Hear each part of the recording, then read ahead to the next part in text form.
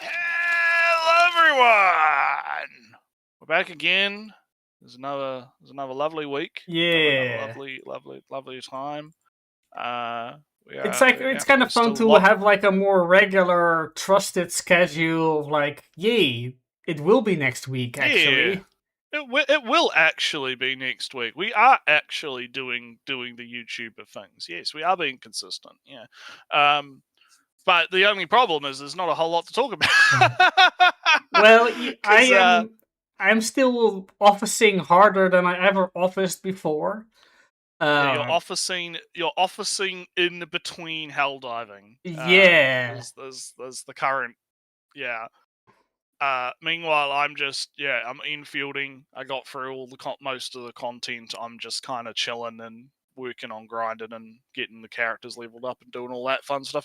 Galberta drops today though, so I'll probably be rolling on that later. So that'll be fun.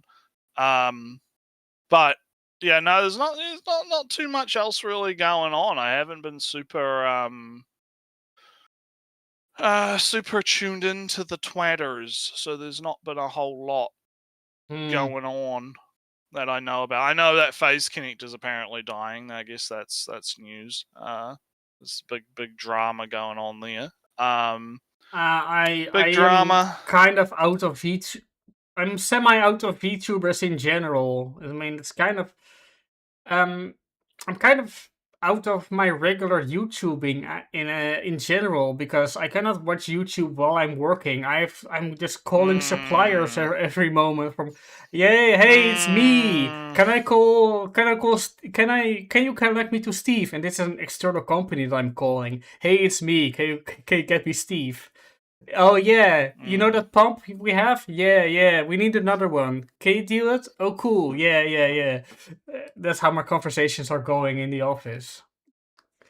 Mm. It's very funny to for me at least as a I'm calling on behalf of a company regularly calling another company to have company do things for company. It's very funny for me. Mm. Very Mm. new stuff. Yeah. Yeah. But yeah, like you said, it's otherwise I've been hell diving. I've been, getting into hell divers in Mm. general, as I mentioned, as we've talked, or as I said. Mm. And Mm. suddenly there's an arc where we're going to Cyberstan. We're going to kill all those socialist All robots. those evil Rubits. Those They evil are not Rubits. sending desperate pleas for understanding and reconciliation at all. They're all just messages That that is say evil robot propaganda. they all are saying we will kill all of you. That's what they are saying for sure. Super Earth says so. No reason to doubt it at all. But yeah, it's fun. We I'll Mm. spare you to minutia, but we had progress and then they attacked the planet in the rear that we just liberated. So it was kind of a in between, are we going to push forward or going to defend the planet we just liberated? And now the tide has shifted towards defending the planet. And when that's Mm. done, I should enable Discord music mute because I think the people at home Mm. heard that. Hey, so Samu managed to get infield, so yeah, he'll let us know if he's into it. That's good. Yeah, I think infield is gonna be like, it's kind of weird in the sense that there's a lot of different components. Mm-hmm. I think I mentioned last time, like you have the factory stuff, which is big autism. But then again, if you don't want to really engage with that, you can just download some YouTuber's blueprint and just slap that blueprint into your factory, and then you're done, right? Mm-hmm. Don't have to worry about it. Which I think they recognized early on in development that yeah, this is because like not everyone wants to spend 20 hours fucking around with a Well, factory, right? blueprinting is very common in any factory building game. You can Yeah, do it in yeah. Factorio, you can do it in Dyson Sphere, you can do it, I assume, also in Satisfactory and other. So sharing blueprints across games is very Mm, common. So it mm. would be kind of So almost weird if it didn't have the function. so there's that. Then you can get lost exploring around, collecting all the chests, doing all the exploration stuff.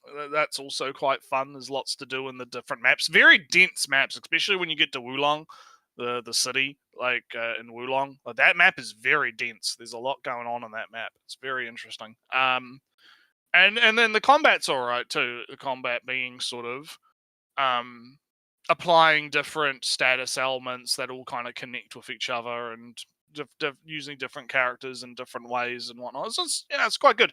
It's quite good. It's a very fun experience. But yeah, like I said, haven't really been doing much outside of that, so I can't really really speak to what's been the haps outside of the recent Phase Connect drama, which exploded all over my feeds with jelly and whatnot. No, I've been starting up. I've kind of I have been running a D&D server, mini server with my own campaign. It's been stalling for a while, and if I'm saying stalling, a month without activity is normal. So imagine when I say stalling, how long it's been since something happened. So I just announced like a reset time. You keep your characters, you keep your history, you keep the things that happened, sort of, but reshuffle the groups, merge some things, condense some storylines, and you're starting again one level higher. Get the people excited again. And I kind of also joined another kind of RPG on Discord adventure. And yeah, besides that, I suppose I had like an after work meetup with coworkers on Friday. Yes, I've become Japanese. You have become Japanese. The company mandated, not mandated, pseudo mandated social interaction, right? Yeah, you are the fall of Western civilization has begun. You must become Japanese. We actually have a little video for that. We were talking about it at the beginning of the stream. I think Ellie's got it loaded up. We could switch to it before we switch to the main video. Yeah, sure. Because Ellie was telling me about this short that pissed him off. It annoyed me. It annoyed me on a moral level of sex isn't the end of civilization, actually. On that moral level. You don't understand. It's evil. So anyway, so basically what we got here, right? We got this. You can kind of basically also mute the video. It doesn't matter.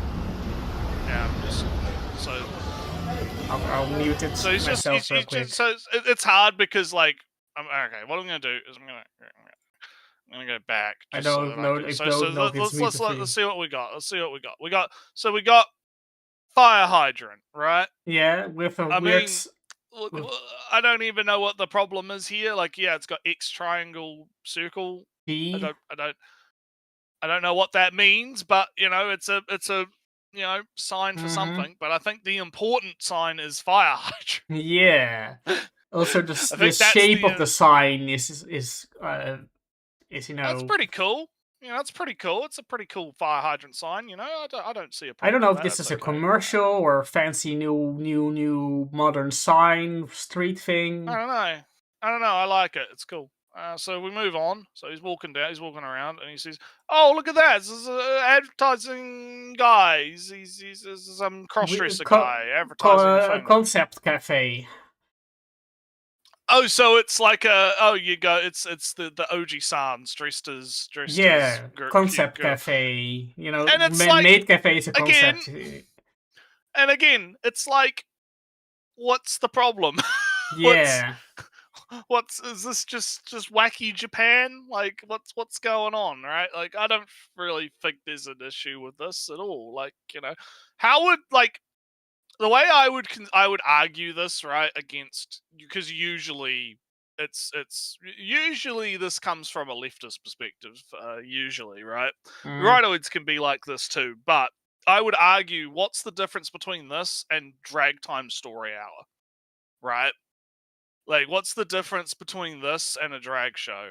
Not a lot, really. It's very Thing Japan, right? So Thing Japan bad, I guess. I don't Thing, know. you know. But anyway, So continuing he's on. watching the concept cafe. Keeps so I assume this is like some plastic surgery thing or something. Open something. I cannot debut. It's hard when it's not a vertical video and you don't get the whole sign is like completely cut No, off, right? It's kind of I have difficult. no idea what it is for. It's something new, open. Something new has opened. I don't know. Something open. I just assume plastic surgery because it's like the face bandaged up and like the surgery, the You would surgery type. often you would thing. like to see the result or something, but who knows? Yeah, you what would. It actually Well, is. maybe that's what the bottom. Maybe that's what the bottom sign is with the girls on the camera. I think that's like a Tinder app, a Tinder thing. So there's that, or and then oh look, look, he's making a wacky face. Look at this weird guy wearing all the jewelry. Don't you want to have the jewelry to compensate for your weird face? He's got the wacky face. He's wacky, man. I also like how below it you've got Pretty Boy Tennis. It's probably from some anime. It's like a live action thing. Play, right? Play something. And they got the pretty boys down there. So we keep going, right? And then we got okay. It's the bar, and see this is weird to me because it's just two girls at the bar, and he's fucking like filming upskirt from the street. Yeah, whose fault is this? That's kind of sus. I'm not gonna lie, mate. I hate to tell you this, but maybe you're the problem. The fact that look, it's Bar Milky, right? And it's just they're just chilling at the bar, right? They're just chilling at the bar. What's wrong here? What's wrong here? It's nothing wrong here. And then we get to this one. Okay, this one I'm a little bit. This is on YouTube already, right? This is on YouTube already, so it can't be. We're not going to get banned for this, but.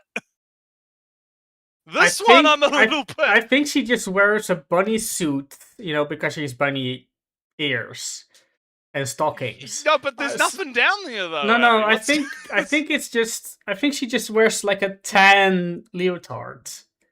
Yeah, I've heard that that's a thing, but at the same time, you got to admit this one's a little bit sus. This one's a little bit. I am not it would. I mean, from this video, it looks naked because there's like a shadow, so who knows? But look, it would be fine if it was just, she's holding up the sign, right? And she wasn't holding her skirt up, right? Because she's clearly holding her skirt up as well. No, she's not wearing I think she's wearing a leotard with a jacket over it because it's colder. I don't know. I don't think she has a skirt. It's like her sleeves, right? She's not holding up any skirts. It's just just a jacket over a leotard bunny suit. I also think that the position of is that a phone? Yeah, it's like a phone card. Again, this feels deliberate, and that's why I'm like, this is a little I'm sus. saying it's like a tannish leotard, and she's just wearing a jacket. I think regardless of if it's a tannish leotard or not, it's still a bit sus, right? Come on, it's a little bit. I don't know about that. It's very shock marketing. Yeah, it's very. Anyway, but marketing. It's not. I don't know what she's marketing because she like. I think it's another concept cafe. Japan loves those. Well, no, that or it's prostitution, right? I mean, she's anime girls on the side, so I don't. I think that's like Collie. All right, what's next? We got I love how we go from one which is a bit more sus to it's just a man playing the flute. Yeah, who cares? Look, it's just he's not even with a hat begging or anything. He's just playing music. He's just playing the flute. Maybe he's buskers are very common. He's just playing he's playing a trumpet. No, man's playing the trumpet. Oh no, he's making money playing the trumpet. He's just busking, man. I mean, why you gotta be hating on the buskers? Why you gotta be hating on the buskers? Buskers are cool. Oh no, You know, look, play the Naretsu, music. it's a beggar. It has there's Oh. a cup for money beggars on the Look, street. at least he's doing something to earn that money. He's not just sitting there homeless, like, bum, just being like, oh, put money in my Being cup, neat, right? actually knowing a skill or something. Yeah, no, he's playing his trumpet. He's doing it, right? He's having fun. He's doing the thing. Oh no. It's this Man sick man. on the What streets. Oh no, police is helping. what's the what's the context here? No context, right? Man no context. vomiting. Police is making sure guy is all right. Yeah. What a downfall. Listen, Ellie, have you considered that all cops are bastards? Have you considered that this what if this cop is he's using his cop vomit beam coming from his eyes to make this poor man vomit on the street? That would be a downfall of society. Japan because has the fallen. the cops are such bastards, and they've developed technology to force you. They to would vomit, use that right? technology anyway, but yeah. look, Look, it's just a maid calf. It's just a maid calf. Plus size maid calf. Another maid cafe. Plus sized. Yeah, look, man, those BBWs, those BBW lovers, they got to get some love too, all right? Like, it's fine. Again, like, so far, right, it's like, one thing is like, okay, yeah, that's a little bit sus, right? But at least in my mind, right? Like, one thing is like, that's a bit too far. You've kind of crossed the line there, just a little bit, right? Everything else is just like, yeah, this is fine. Yeah, this is fine. What's wrong with this? Oh, look, it's a sus-looking butt plug doohick thing. I don't actually know what this is an advertisement. Take the world or something, or well, how is this any like different than like this reminds me? So okay, this is like some no, I won't bring that up.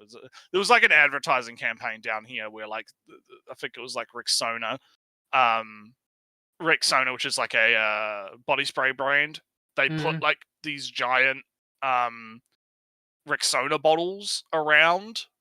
But the problem is they were black, and if you've seen like a spray bottle, right, for like deodorant, what do you think that looks like when it's just black with no branding on it? Like a pipe bomb or something? No, it looks like a big black dildo. They're not remotely correctly shaped for that. But no, anyway. you'd have to see like, hang on, I think was it Rexona?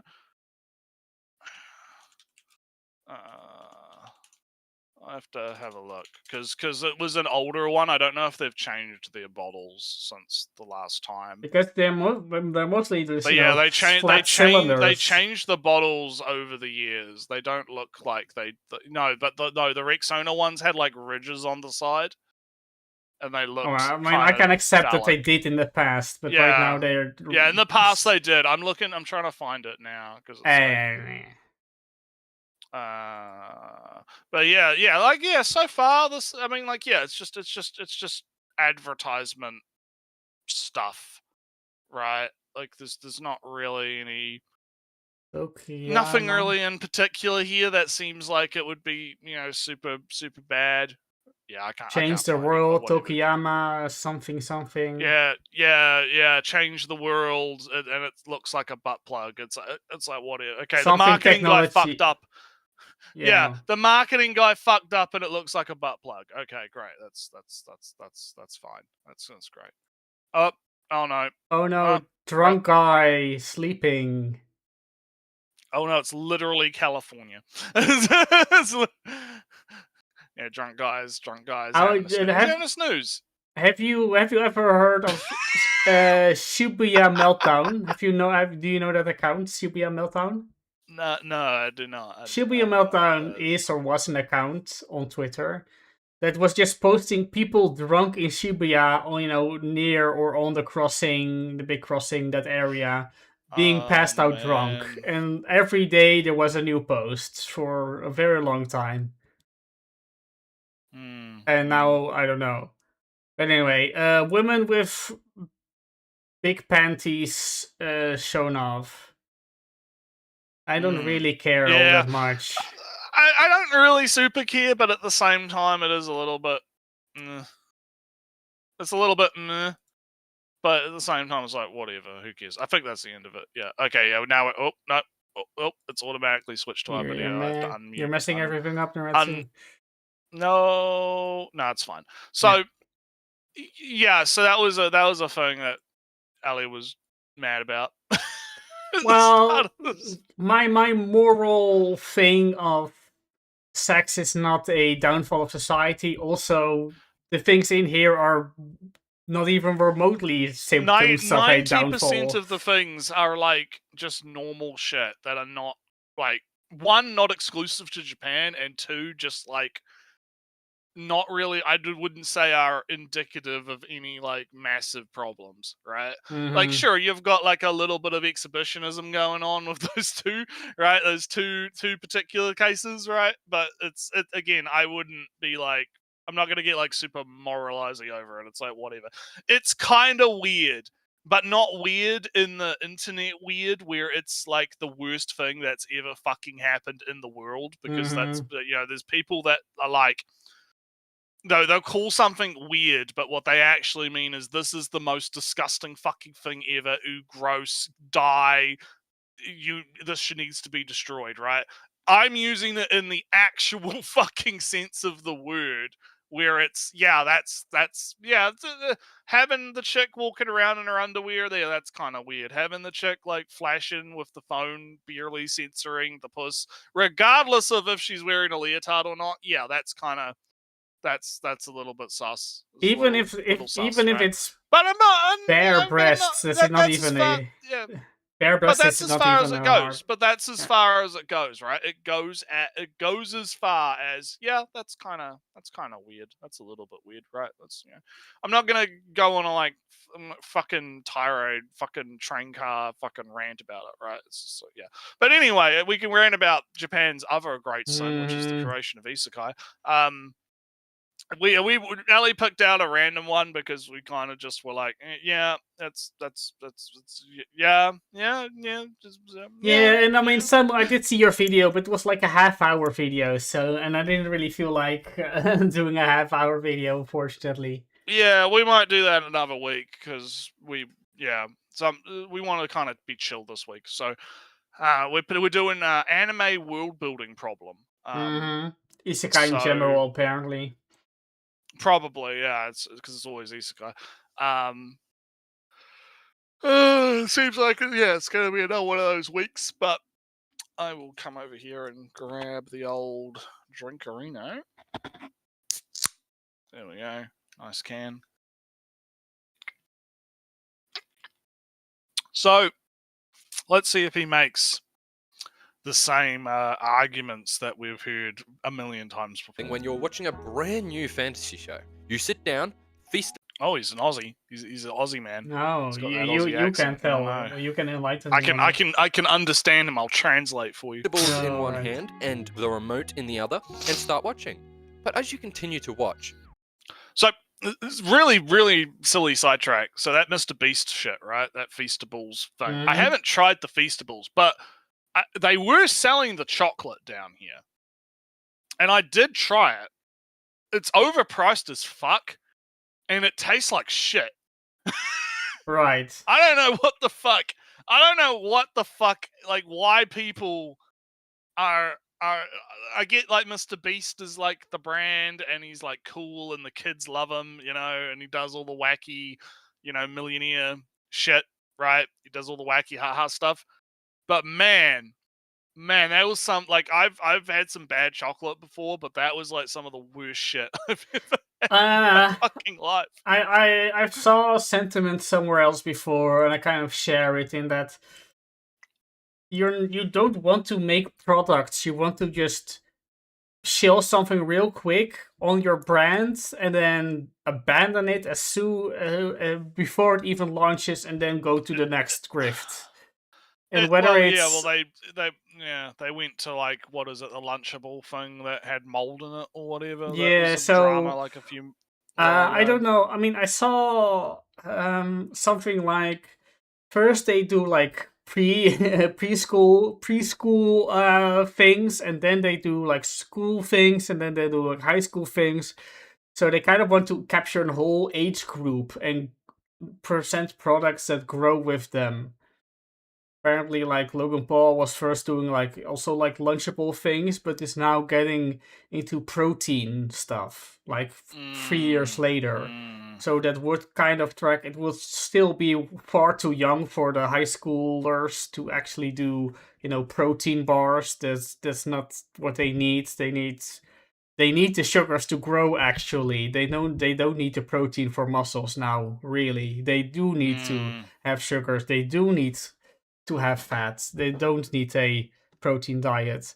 But anyway, they are getting marketed to have protein bars anyway by Logan Paul and the other types. I feel like they're probably just rebranding some other company's chocolate. Yeah, or some sure. shit, Yeah, like just get like some mass-produced Chinese chocolate that they could just like, just change the packaging, right? Just give it like. There are whatever. plenty of Here's the mold. Here's the mold for the chocolate. Just make it in our image or whatever, and just fucking, But it's all one giant Chinese factory. Because there's also another problem that down here we have Whittaker's, and Whittaker's is, while it is very expensive now, like the price has gone up quite considerably to buy Whittaker's chocolate. Like Whittaker's is fucking good. Whittaker's is like the best chocolate you can buy ever. It is fucking great. It is so good. And so when you're comparing it to that, it's like, fucking, yeah. But anyway, that's I just want to quickly mention, real right? sidetracked on I'm going to one sidetrack. Is that over here we have something we call like house brands, home brands, something like that, and just basically means that it is this basic standard product that that the supermarket just slapped their own name on it, and that's the only difference. It's the same. It's like Pam's, yeah. It's the same in every supermarket chain ever, but it's just each supermarket chain has their own packaging on it. And Mr. Beast could just buy some capacity, some stuff, and have their own brand on it. Yeah. And then there's the A brands, and the A brands are name brands. So you got, I suppose you got name brands and not no brand label. I don't know what's it's like Pam's or the Woolworths brand and that kind of thing. Yeah. Your local equivalent. Yeah, but anyway, Isekai. Let's go. You start to recognize the same things from other shows you've already watched. The same German-style houses in a city that is surrounded by a giant wall. No, that's not Shield Hero. That's also Konosuba. No, I remember when this was going around, because people were like, "Oh, why do they all look the same?" And first off. Two of them are of the same show, actually. Two of them are actually from the same show. And second of all, that's actually sort of how a lot of, like, funnily enough, I linked this to Bio the other day. I'll put it in the chat. Hang on. It's a tweet, so it probably won't. It's like multiple. Is it multiple images or is it one image? I'll have a look. Oh, no, it's one image. Okay, I'll put the link and then I'll also put. Oh, wait a second. I forgot to activate the bot. Dabot. Well, don't worry, it's taking me some time to get the tweet anyway, so just give me a sec. The bot is logging in. Alright, I'll post that. The bot has logged in. Okay, and then I'll just copy image, and then I can just put it in the image for streams. So this was from Twitter, and it's like, I don't know if it's AI or whatever, it might be AI, but I don't give a shit. And it's basically kind of explaining sort of how a village turns into like a city, right? At least in like a medieval Roman sort of sense, right? Or it's going to be low res as all hell, but anyway. Well, that's because, hang on, I might be able to fix that if I open the tweet. Nah, the bot makes things low res anyway, so don't worry. All right, well, whatever. So in general, oh yeah, there we go. That's better. Hang on, I can put a higher res one in the chat. Hold on. This is the higher res one is going in I don't know if it will make a What's up? difference. Apparently Now, not. there you No, go. anyway. Doesn't matter. River, water access, farmland. Yeah. So you start on the river, right, and you set up your little, 25 to 100 people, right? You got your crops. You cut down some trees. If you've ever played, what is it called, Vintage Story? Not Vintage Story. Manor Lords. Yeah. You played Manor Lords.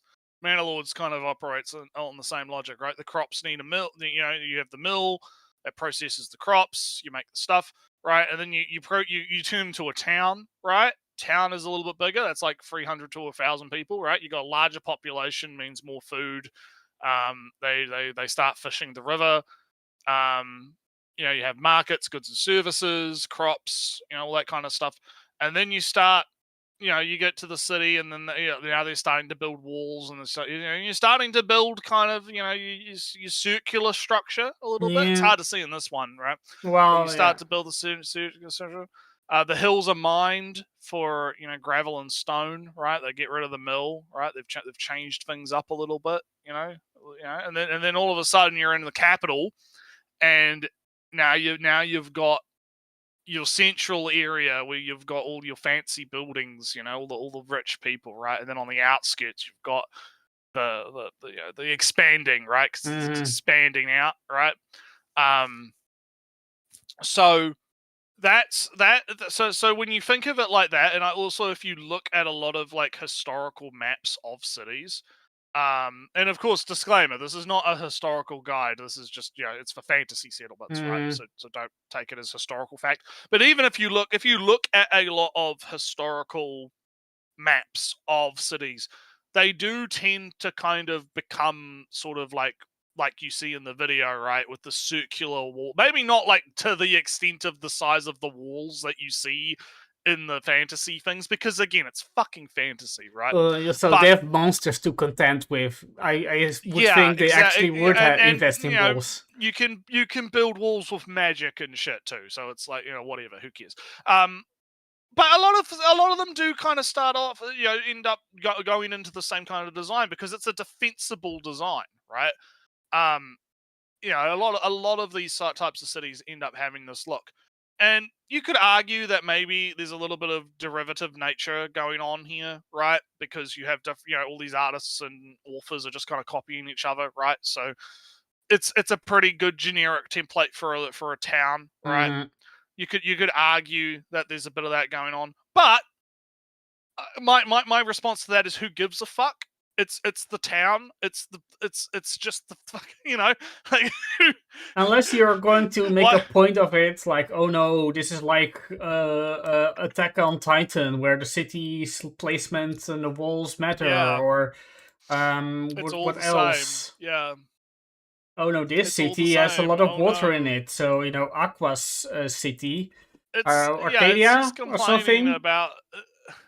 It's complaining about like the most inconsequential fucking thing, right, to the story. Like the act, like, oh no, the design of the town is the same as another show. It's like, who gives a fuck? Yeah. So what? But anyway, let's go. Same magic system where every spell is cast by a simple word, but the summoning circle looks insanely intricate as if an artist designed it. The same yeah, because they're cool. Magic circles are cool. Are we doing this, Elliot? Are we really doing this? I mean, are we really going to be like, magic circles are lame? Everyone uses magic circles. Also, it's getting action wouldn't flow as well if magic took a lot of words to say. That's why a lot of characters find it. That was like the whole fucking premise of Silent Witch as well. Rudy. I know that's not an isekai or whatever, but like, the whole premise of Silent Witch was, oh yeah, if you want to cast magic, you have to fucking learn how to do math and code, right? Kind of, right? You have to be able to, and you have to be able to speak it, right? You have to be able to speak the magic. In actual isekai, Rudy from Mushoku Tensei does silent magic, and that was another thing. Yeah, exactly. I can tell you, Natsu, You can do it. Not that I'm a writer or anything, but it really does help with the flow of combat and action if you don't have to pause the action to establish that the character is saying a lengthy chant before they can do a spell. Right,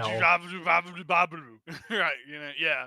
Yeah, because, and Mushoku Tensei is a really good example, because not only does Rudy, like, figure that out, he also starts teaching other people how to do it. At least shortening them.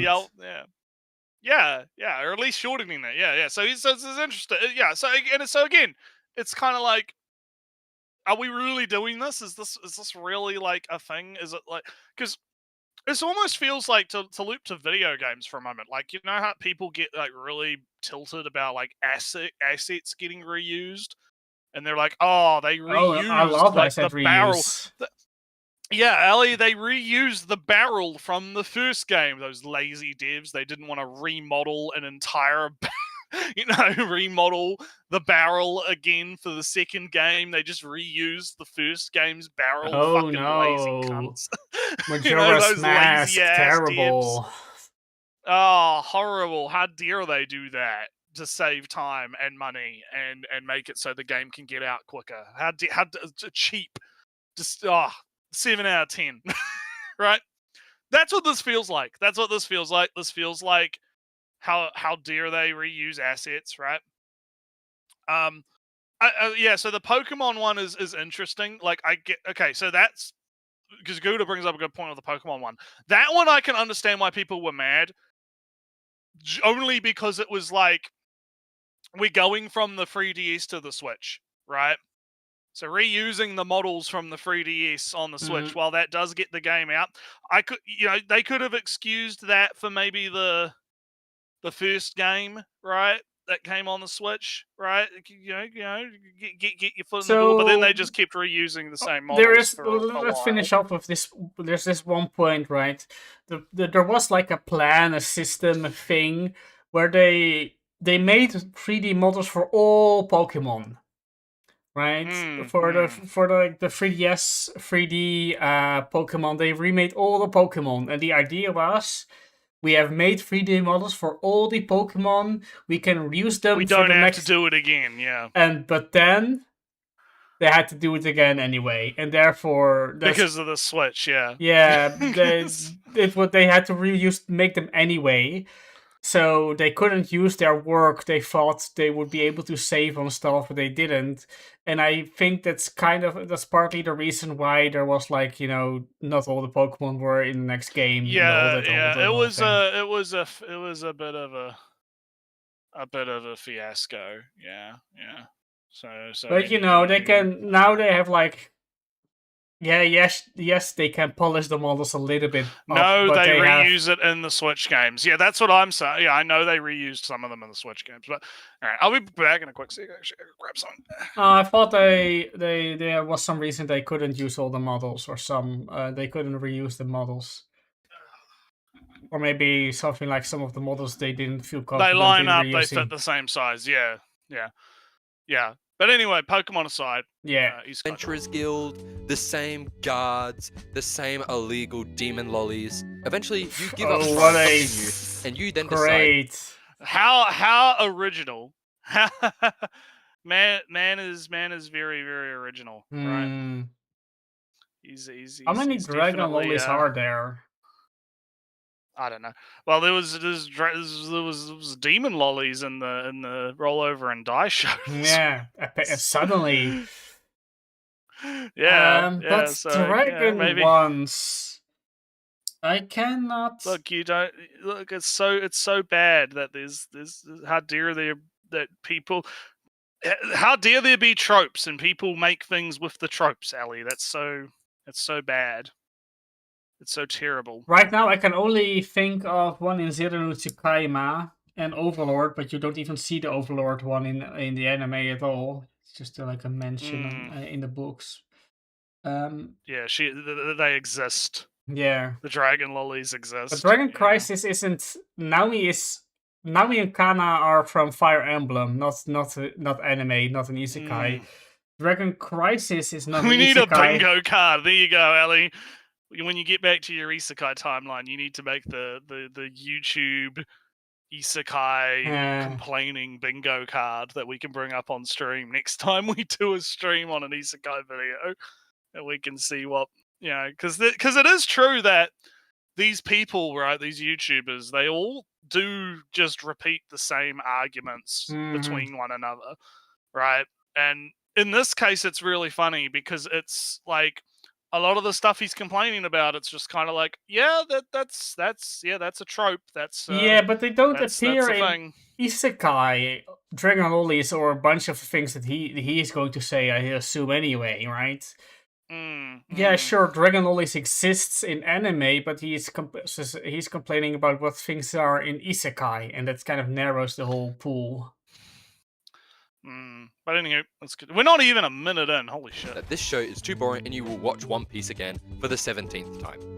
So why did you drop this new show? Why does it feel the same as everything else? Sure, the story.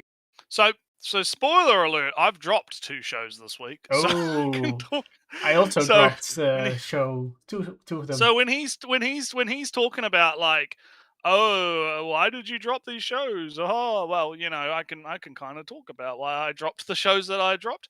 But again, I don't really see the problem, right?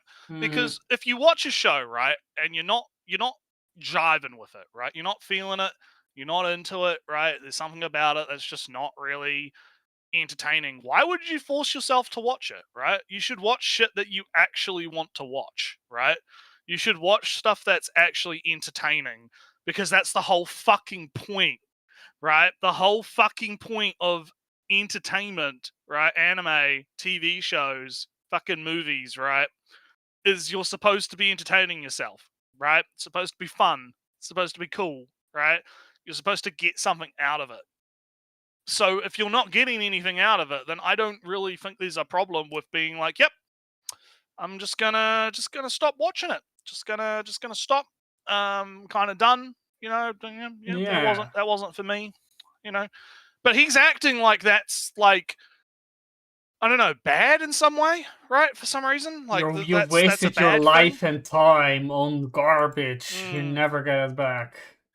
I don't know. Well, is it better to waste your time on 3 episodes or whatever, or 4 episodes of an anime, than force yourself to watch the entire fucking show that you clearly don't fucking like, right? Like, what's the worst sort of outcome here, right? Oh no, you wasted like an hour or whatever on like 3 episodes versus a whole show. So silly. Is bland and boring, but at least it is the tiniest bit different from other shows, where this one has a shield, this one is an assassin, and this one has a pussy for a main character. So what else makes all these shows so similar? There are many reasons why these shows are so similar, such as writing choices and character designs. But I believe apparently he fucking hates harems, I guess. He's doing the thing that I'm always complaining about, where it's like, oh, I'm gonna flash something on screen for like 2 nanoseconds. Hope you're paying attention to my shitty AniTube video, right? Hope you're actually watching and not just like alt tabbing to do something else while you have me on in the background, right? Also, I thought, Shosetsu mention incoming. Nah, he's not. This is not that video. Not that aware. So, but again, you see, like, I don't have a problem with, like, because here's the thing, I fully expect, like, our boys, right, our team, right, our viewers, right, to put us on in the background while they're fucking around, right. I am, fully, because we're a live stream, right? We're a live stream. We do long VODs, right? If you're watching the VOD, right? I do that with a lot of VODs of streams. When I'm watching Cleo or whatever play BattleTech, I might just have her on in the background while I'm browsing Twitter or something, right? Or doing other things. So I fully expect that. But when it comes to like an AniTube video like this, where it's like, yeah, you've got 12 minutes and people are going to do that, why would you fucking flash shit on the screen that no one's going to see? I wouldn't see the whole joke of, oh, I fucking hate Hirams or whatever, right?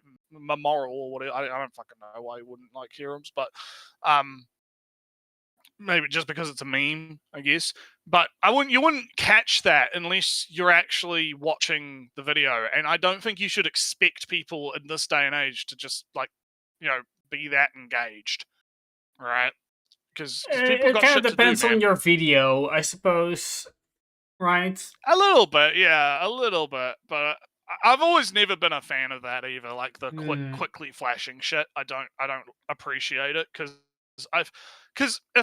in this case we are watching the video and we are trying to pay attention to what the fuck they're doing. And when you flash something up on the screen like that, I have to be like, well, wait a minute, what the fuck did you just do, right? Why are you flashing shit at me? What's going on?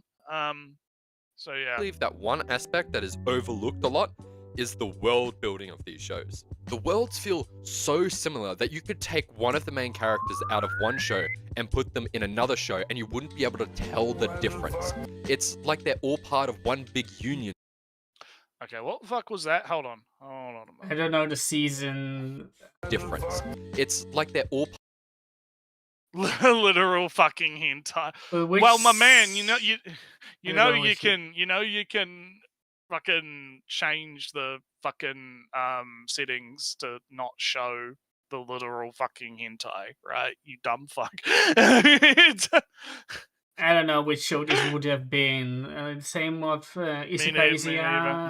Which year is this? I think he's just pumped in the isekai tag onto Mal or whatever. And it's maybe it's like 2000. No, it's all different years, so it could be anything. Yeah, that's what I mean. He's just pumped the general tag and it's everything, right? But anyway. Part of one big union where they all share the same currency, ideas, weapons, and demons. So why do most of these stories fall flat when it comes to world building, and why are there only a few shows that have actually put That's not isekai. Well, again, I think he's talking about like in general, right? Anime, but he keeps criticizing anime world building. But he's but he keeps jumping between I'm specifically talking about isekai and I'm specifically talking about anime in general, as if these things are like interchangeable when they're really not. I mean, if you're talking about fantasy is way wider, and there are plenty of fantasy, Japan history, stuff going on. Yeah. But if you're talking fantasy, the European fantasy, that's like a genre. And then you got your kind of your mythical Japan fantasy, and that's a different type of fantasy. So yeah, that's those are different. And even then, let's see, like did I watch like a thing last season of that type? Nah, not really. But even then, there's plenty in fantasy that's different. Right, so you like Cleavertress. That is not like Dungeon Meshi. And Dungeon Meshi is not like Last Boss, Wild Last Boss, or Sentenced to be a Hero, because Sentenced to be a Hero is very heavy on the world building. Roll Over and Die, as it's called, is also very setup-y, likes to very much go into the mechanics of the world and in the power structures therein. That's world building in that sense. So if you want, it exists. There is, but then you might. I'm not going to say unfairly. You can criticize isekai for sharing a lot of the same mechanics, settings in the fantasies that they put up. But then you can go, well, that's because there's this thing called shousetsu where people write stories and borrow things from each other, which makes them kind of have the same brand feel. But then as they go on, they get their own special thing going on, their own mechanics and stuff. And then that's before you even go into oh, is this a villainous thing? Is this a power fantasy number go up isekai like Slime or Spider? Is this a learning build character thing like ReZero or Mushoku Tensei?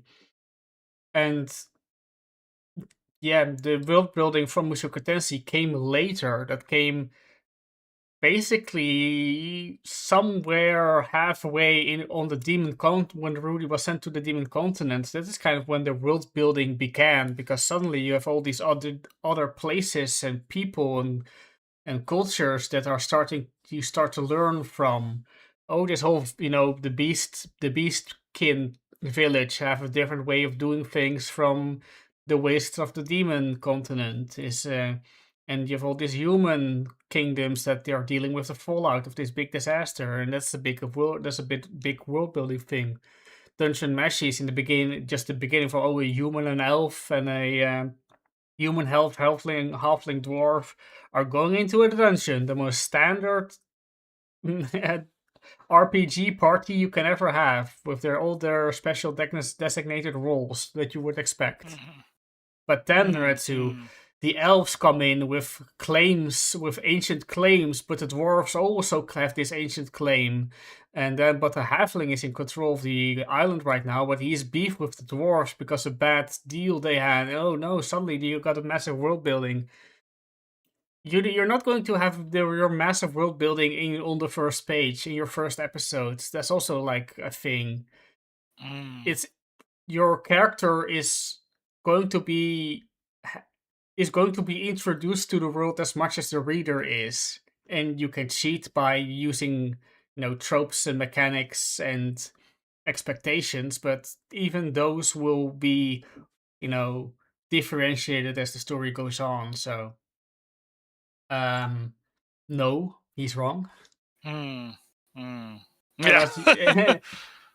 To cap it off, unless you have more things to add. Yeah, no, not really.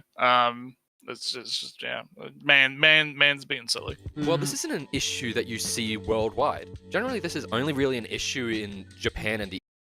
Oh, so now we're just doing a racism. Those goddamn Asians, Ellie, they can't write their stories properly. Unlike us Australians, us Australians. Oh no, we can write stories. A talking animal in a somewhat in a nature. Don't say it's true. I do actually have a book behind me. It's a big book of 1,000 folk tales of the Low Countries. And Amatsu, I can assure you, some of those are basically the same. Yeah. Alright, let's keep East rather than in the. You'll notice that a lot of Western shows and stories, there is at least a small amount of effort put into each story to make it unique in terms of world building. Like Thing Japan thing bad. For once. God, how many superheroes are the same? How many Superman exist? Oh no, you got bad Superman, and you got another bad Superman. You got anti-hero Superman. You got fucking Batman. How many Batmans? You got your Superman woman. Batmans. You got your other Superman woman, and another one, and you got your Superman man. I kind of want to, like, what is he gonna say is like the world, because he's talking specifically about world building, right? What do we got here? Story to make it unique in terms of world building. Like, at least some creatures or races or magic is unique to that setting. But with Japan, so he's complaining that the creatures, the magic, the whatever is not like 100% different between all of these like isekai / anime, right? And that means that the Asians can't write for shit. Is kind of what he's saying. Holy fuck, bro. I like my Stargate series. I still think Stargate is an amazing concept. Oh yeah, by the way, SG1 is coming to Netflix. Really? I mean, I Apparently. already have Yeah. I have it on a folder somewhere on my computer because I Well, this go- is more for me because if it's on Netflix, then I have direct access to it without having to type. Ah. So I might, might be watching the Stoogeats soon, just like I Last was time watching the Star Treks. I mean, I'm not going to say don't watch it, but the last time I watched it was like 10 years ago, so who knows how it aged Oh from yeah, the it's 10 coming. years. Oh, the last time I watched it was when I was like a fucking toddler. So. Oh. Because I remember watching some Stargate back in the day. I remember seeing it on the TV and watching a little bit of the Stargates. I remember the animated show. Was that an I animated have show? never that seen they did? any animated from Stargate. Yeah, at there is all. an animated Stargate show. But anyway, what I was going to say about Stargate, for one, is that every alien race ever is human. Not even like an elf or something. They're all humans. Well, yeah, because back in the day, right? I mean, you see this with Star Costuming. Trek as well. Yeah. Costumes cost fucking money back. It's not like now where you can like CG that shit. You know, you just put someone in like a fucking suit and you could just CG the shit out of that, right? And back then they had to make those fucking costumes, and that shit was fucking pricey. So it's sort of, it made sense back then that like there's a Star Trek episode that I watched that was really kind of famous, especially now because in the most recent Star Trek there's been some weird shit with it. They had these like it was like a racism allegory, right, and how racism destroys everything. And the two races from this planet, and it's the last two of them left, they're like half black and white. And the racism is that one of them is black on one side and white on the other side, and they're reversed. Oh, And that's very the racism. crude, I guess. Yeah. Very. I wonder what that could be a reference to. But the point is the costume for that was they literally just painted one of the guys. They just painted the guys black and white on one side, and that's your alien race, right? That's what your aliens look like, right? They're just humans otherwise, right? Yeah, but I was going to say again, about Stargate real quick on, say, world building and animals and whatnot. Retsu, Stargate doesn't show any animals at all on any animal planet ever. There are no animals because it's super difficult to explain why there are horses on the other planets. So they don't show any animals at all. And again, doing like costuming or doing like the shit for like, imagine like if they want to do like a multi-legged horse or some shit, right? How are you gonna fucking do that in like 1990 something? 1990s, right? You're gonna have to like CG the shit out of that, right? And so that's kind of the fucking problem, right? But we're looping it back to kind of this the point in this video. Like, the other thing he's forgetting is that a lot of these, writers are inspired by video games, right? Like, how many slimes, right? How many slimes do we see in different interpretations of slimes? Some right? of them are being killed for 300 years, even. Yeah, exactly. How many different orcs and goblins and demons and stuff? Like, hell, we watched Farron this week, and they had like that wolf demon looking guy. That's pretty original, isn't it? Or it's not like wolf looking demon guys with swords. It's not like that's something like, oh, there's a giant snake. There's a gargoyle on the top of the cave, Ellie. That's so original. Gargoyle looking demon things never existed. Never existed in any other media except for Furin, right? It's not like it's inspired by anything, right? There's no lineages here to talk about. It's all the same. They don't have anything unique. There's nothing unique, Ellie. It's so bad. Those Japaneses, unlike us based uncringed Westerners, right? Our enlightened white fucking genes allow us to create new creatures, right? Like, fuck, dude. It's so silly. Actually, well, okay, before we move on, actually, I can put something else in the image chat. Hold on a minute. Because I've been doing the infield, right? where's my pictures? Because Enfield saves all its screenshots into a. Oh yeah, here we go. So have a look at this frog. Look at this frog from Enfield. I saw it and I was like, I gotta take a picture of that because it's cool. Look at this frog. All right. Look at him. Look at him. Ooh, that's There a you go, put it. that's a unit. That's a There's a beast. there's a frog. There's a frog. He's a That's- brug. Even he's a brug. He's a brug. Look at him. He's big, got like a big nutrition gathering device over here. yeah. He's floating. He's floating on the surface with his big bergs, and he'll eat the flies. He doesn't even have to swim to stay afloat. He uses the buoyancy of his massive loins. What a unique creature, Ellie. Frogs. Never seen a frog before. Yeah, it's a lily pad. It's like a lily pad frog. Yeah, it's just like a set piece, like a little side creature thingy that's roaming around in Enfield in the Wulong area, and they're like on the water, and they just kind of like swim around, and they stay on the top of the thing, and they like. But in this case, I like it. But in this case, the frog is not on the lily pad; it is the lily pad. Yeah, kind of.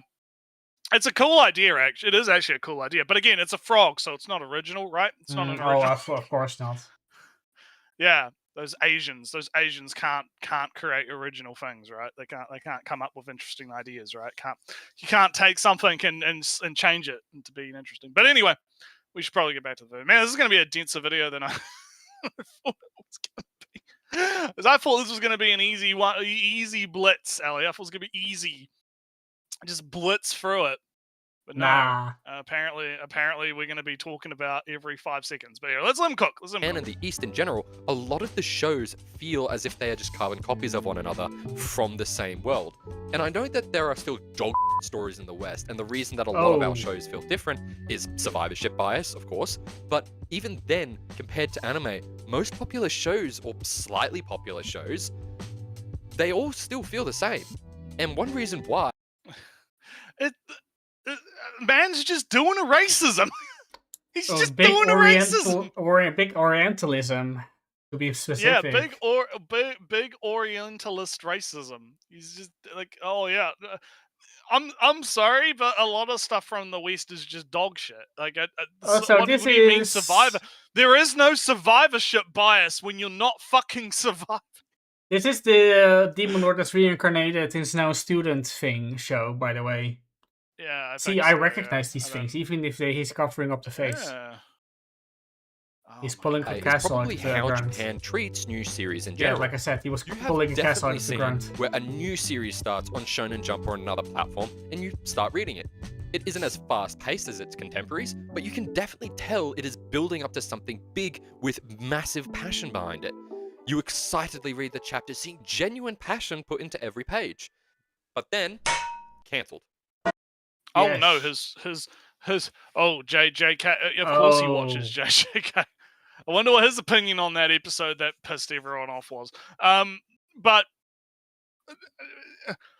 yeah, he's a shonen tard, I guess. But like, this is the thing. It's like, oh no, the thing that you liked got cancelled. Oh no, it's not like Ellie, you've never had that happen to you. You've never been reading a manga and being like, yeah, this is pretty cool. This is pretty sick. This is pretty nice. Yeah, I mean, I've been like, reading oh, a lot of no. less manga, of course, but there have been manga that has been cancelled or not updated or one thing or another. Yeah, Or just, that's the worst one. The worst one is like they stop getting updated either because the translator groups abandon it or copyright strikes cause it to not be something that people Or want to touch. it's not really. It's kind of fine because Overlord is getting translations, even on official translations. But yeah, sure, the kingdom is dead and Ainz is sitting on the throne and whatnot. But there's so much other stuff that is going on in Overlord. I would like to see that animated as well. And never forget, No Game, No Life. Yes, it got a movie, but more story. We're never getting more of that. Yeah. Oh, No, man. and the most painful of all, Horizon in the Middle of Nowhere. The most dense stuff ever. Just believe, Naretsu, just believe, like the song. Just believe. Just believe. He's beginning to believe. He's beginning to believe. Against But all you better know, judgment. but you know, it is one of those things where like I get what he's trying to say, but he's just being really fucking stupid about it. It's like, how can all of these isekais get anime, all Also, this dog shit? Just quickly, right? The young adult novel scene has exploded in with 1,000 books that are all the same as well. Just Yeah. because he cannot read doesn't mean that they don't exist. That was mean. I was going to be mean for a minute. It's okay, Ellie. You're allowed to be mean. I don't have to be the only mean one on the cast, you know. No, but God damn. to confess, I have not read any of them really, but I'm just looking and I'm seeing how many of them are, and I think they cannot all be uniquely them, original. Even more so with like the advent of AI and shit, right? Oh, that's good. So people could just generate fucking absolute dog shit. Because right? Sometimes some of those light novel controversy reaches me. Have you heard of something? Have you heard of the Age of Scorpio by any chance? No, I have not heard of that. Doesn't matter. It's a trash, terrible book that got a lot of hype, but it turns out it's absolutely terrible without any AI or anything. It's just terrible in general. And thing. Offer, drama, Twitter, critics, excuses, retractions, and all that stuff. But that's a book that was hype. People bought it, and then it was absolutely terrible from page 1. You cannot tell me that there are like 100 other books that were also terrible from. And there's plenty page of 50. that with like, because the shit, you know, the shit I read, right? Like, there's plenty of examples of stuff that I like. There's tons of like itchy / lewd shit out there, and most of it is fucking, you know, garbo. But you know, the good news is the fucking cream rises to the top, because fucking how the fuck do I say Chain this? Soldier? No, it's another one that I read that I really like. It's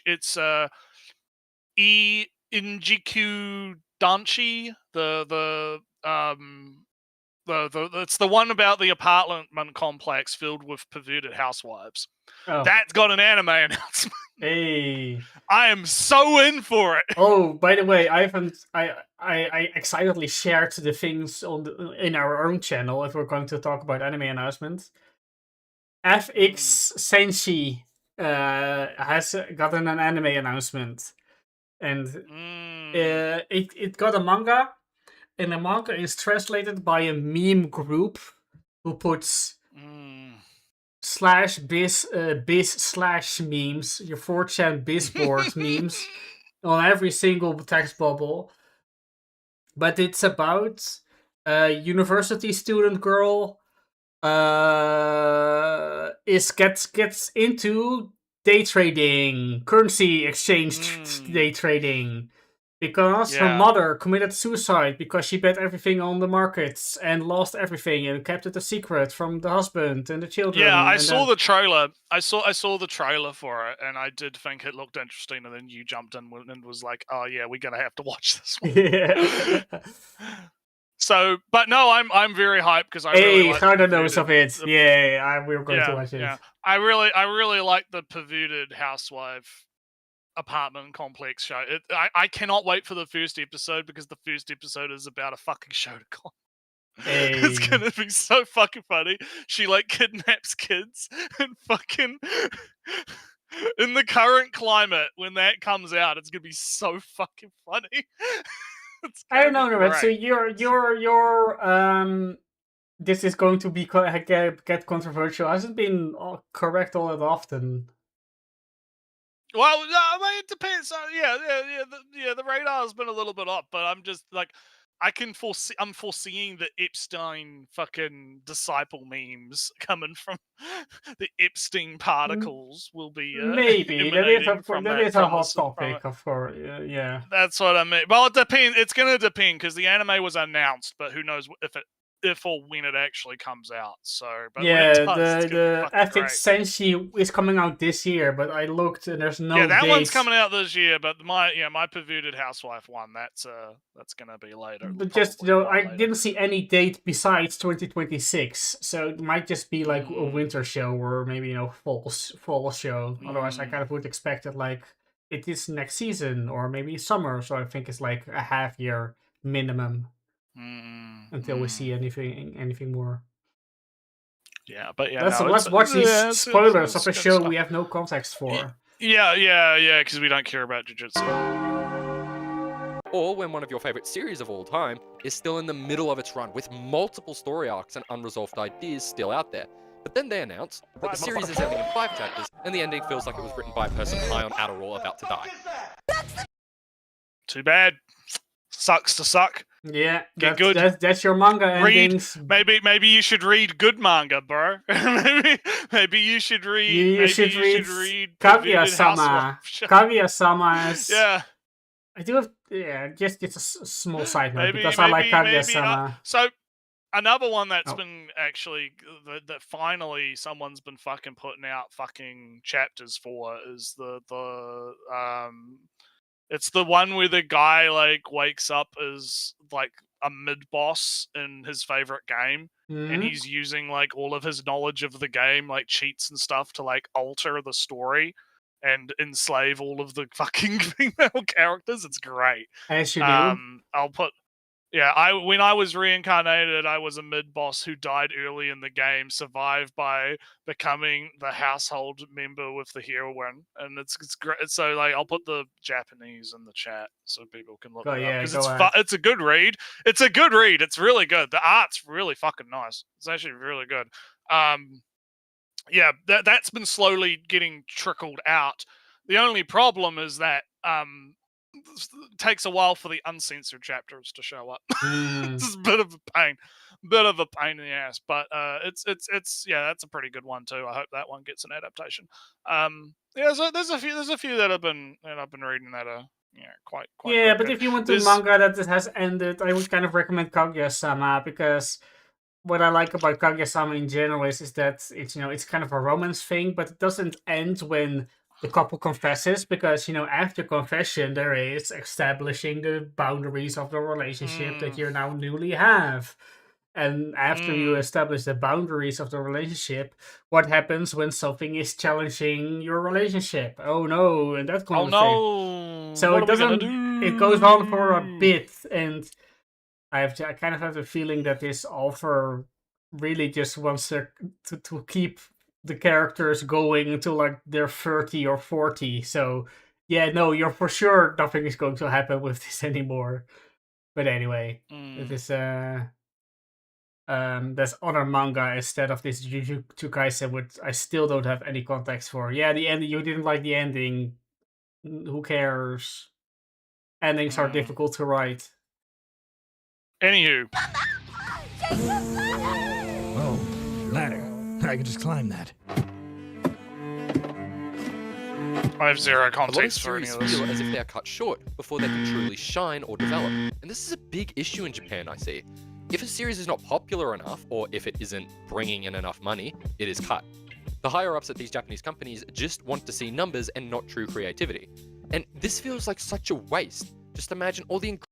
So, the issue that he's got here is that's just your opinion, bro.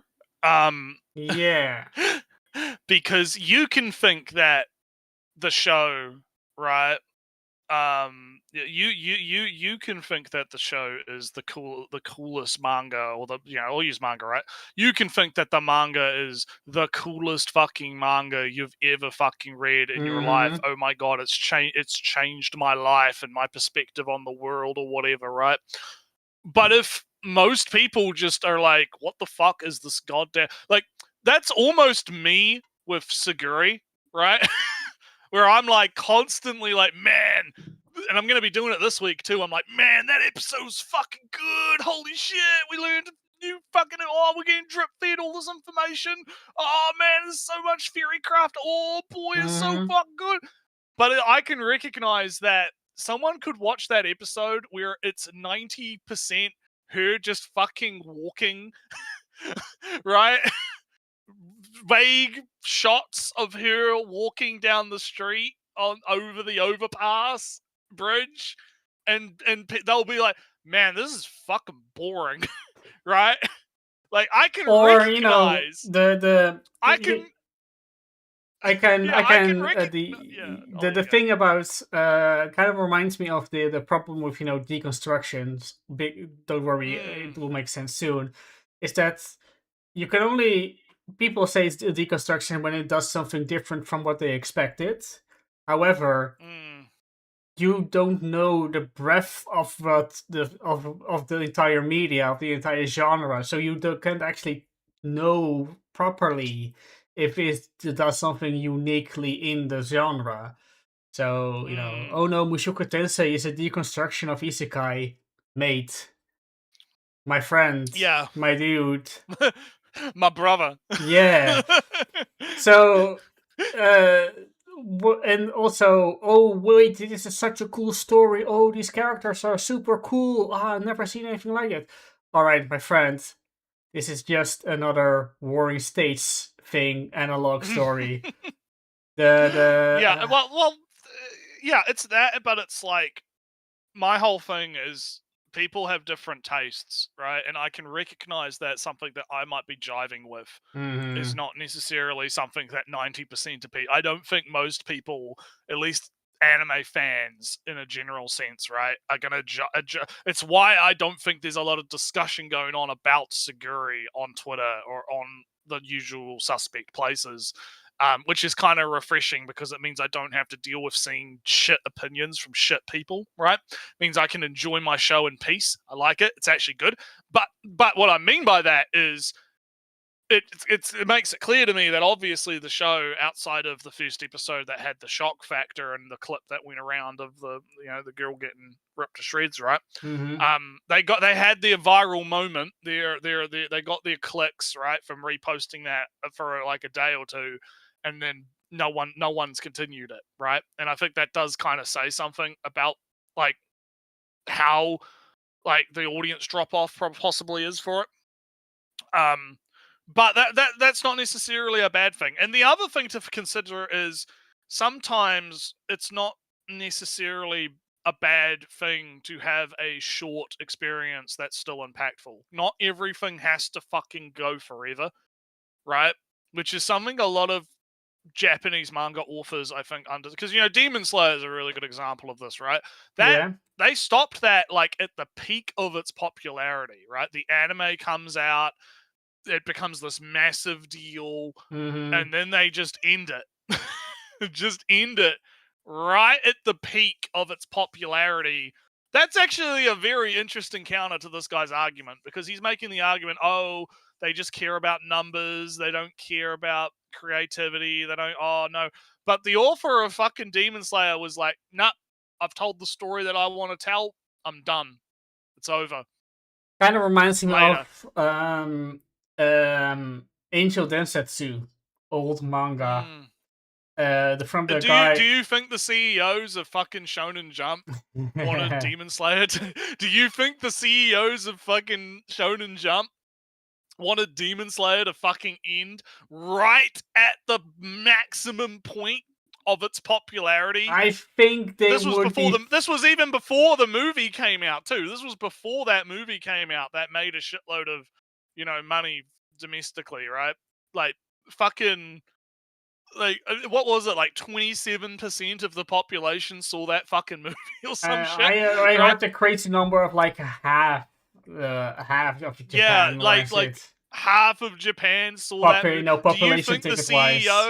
Yeah, do you think the CEO of fucking Shonen Jump wasn't at the author's house on his hands and knees naked, being like, please don't, please don't end it? And the author's like, no, I'm gonna end it. I'm gonna do it. And the get author out my will house. be getting all those merchandise monies for the rest All of those time. literally set for life. Yeah, literally set for life. So again, so that kind of blows this guy's argument a little bit out of the water. Where it's like, I mean, to be fair, I do think that there is like the popularity and the polls and the Mhm. the capitalism, quote unquote, is definitely part of it, right? It is part of the equation, and there are definitely shows that are probably getting axed because of Too early. that kind of stuff. But again, how is that any different to TV ratings in America? At least back when TV was more of a thing, right? Like you would have the ratings that would be like, oh, this many people were watching the TV channel at this time, so we can calculate how many people were watching this show, right? And if your show wasn't getting watched, then nope, sorry, cancelled. Goodbye. That's it. You're done. Wrap it up. But no. but the no hit seasons. comedy show Going Dutch gets a second season. It's already out. I have not watched like a second. I maybe should like skim through this first episode of the second season. We have to do Going Dutch Ellie solo video review. Maybe not. Alright, I don't think I'll have the motivation to go watch that. Alright. Well, let's keep going. Let's let Incredible stories we could see, but because of this culture of perfectionism and greed, they are just never made. And it's not like in the West where stories are allowed to slowly develop over time because what are you What are you talking about, bro? Do you not know that Stargate has a super duper abrupt ending which has a million unresolved questions? Oh no, but that got like a 20 seasons. It doesn't matter. It was Stargate. What was it called again? Also, universe. like how many, like for every Avatar: The Last Airbender, right? For every Avatar: The Last Airbender, how many other shows have come out, even just in cartoons, right? Yeah, like how many have like come out that have actually been of the same quality as Avatar: The Last Airbender, right? Like legitimately, because I haven't really seen anything that's like captured the consciousness as good as Avatar did. So yeah, I'm not. Not even Korra. The Korra. Man is living in an alternate fucking universe, my man. Yeah, not even Korra, the continuation. Yeah, like that was universally kind of panned. Really, like a lot of people didn't like that. So as much. Well, it wasn't like a difficult. What is he on about? Yeah, what is he talking about? Make up those stories. And that isn't to say that there aren't amazing slow burn shows that take a while. Well, again, do we? Also, yeah, hi, Kai. I'm a little. Oh yeah, hi, Kai. Yeah. Do we though? Do we, Ellie? Do we I feel like this is a problem. This is a common problem. He's doing this thing where he takes like the entirety of the industry and he's trying to like humanize it, right? Turn it into a person. Like the West does this. Japan does this. And usually it's like Japan is doing the good thing and the West the bad, but now it's reversed. He's doing a Japan bad, yeah. But again, you can't, like, different companies might have different ways of doing things, right? Different studios might have different ways of doing things. Different directors, even, right? If you get really granular with it, right? Different, it's not all the same, right? Like the people that worked on Avatar: The Last Airbender are not the same people that worked on Steven Universe, right? Like the West did not create Steven Universe. Rebecca Sugar and the team that she had at Cartoon Network did, right? So this is a very, very common problem where people look at these things as like a singular entity type thing, when it's that's not how this works. That's not correct. No, and that isn't to say that there aren't amazing slow burn shows that take a while to set up their main ideas in anime and manga. Oh, come on! But it definitely feels like the minority. So why does this? I mean, but I would. All long-running series are slow burn to some extent. That's kind of right. Well, it's a different argument, I get it, but at some point, I mean, if you would just think of Overlord, because it's an easy one, right? So, First Overlord. Jujutsu Kaisen. Yeah. Jujutsu Kaisen, original run, March 5th, 2018 Mm-hmm. to September 30th, 2024. 30 volumes. The anime came out in 2020. So, and it was followed by, apparently there's a sequel. There's even a sequel. Sequel started in 2025 in September. So, yeah. Is that not slow? Is what's that? 18, 19, 20, 21, 22, 23, 24. That's six years. Is 6 years not slow burn? is that not? Would that not? Would he say Jujutsu Kaisen, or is that one of the exceptions? Is that an exception to the rule? But Ellie? you know, the Is that an world building takes a little bit of time. But as soon as you have world building in place of any kind, then you can, pull in, other forces, other nations, other powers and structures and whatnot in later on. Because, Overlord started like, you got your Tomb of Nazareth, and it's right next to this city, basically. And then there's this kingdom. Just for reference, right? Overlord started in 2012, right? Mhm. Light novel. The original novel, right? The web novel was 2010, right? But that only lasted for 2 years before he switched to the light novel, right? So from 2012 onward, again, is that not slow burn?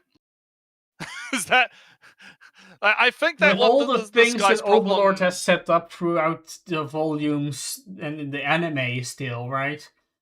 There's plenty of slow burn about the elf, the two elves and the elf king that is introduced in like volume 9 there's that and paid off in weird-looking volume girl 15. we see in like season 1, the like weird-looking chick that shows up, and she's not fucking shown up again, right? Yeah, she's basically like once. Season 5 material, season 6 material. Yeah, she like shows up once and is just never seen again. You have the dragon guy being like, "Oh, is he a plaguer? He is a player, Ellie.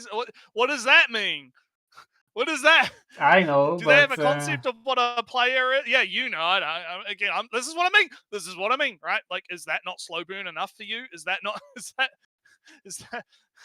like what do you mean? And again, this is not to say that there are not isekais that are shit, and there are not animes that are shit, right? Again, I'm dropping 2 shows this season, right? Yeah. For different reasons. But the issue I have with this analysis is he's painting such this all anime is like this.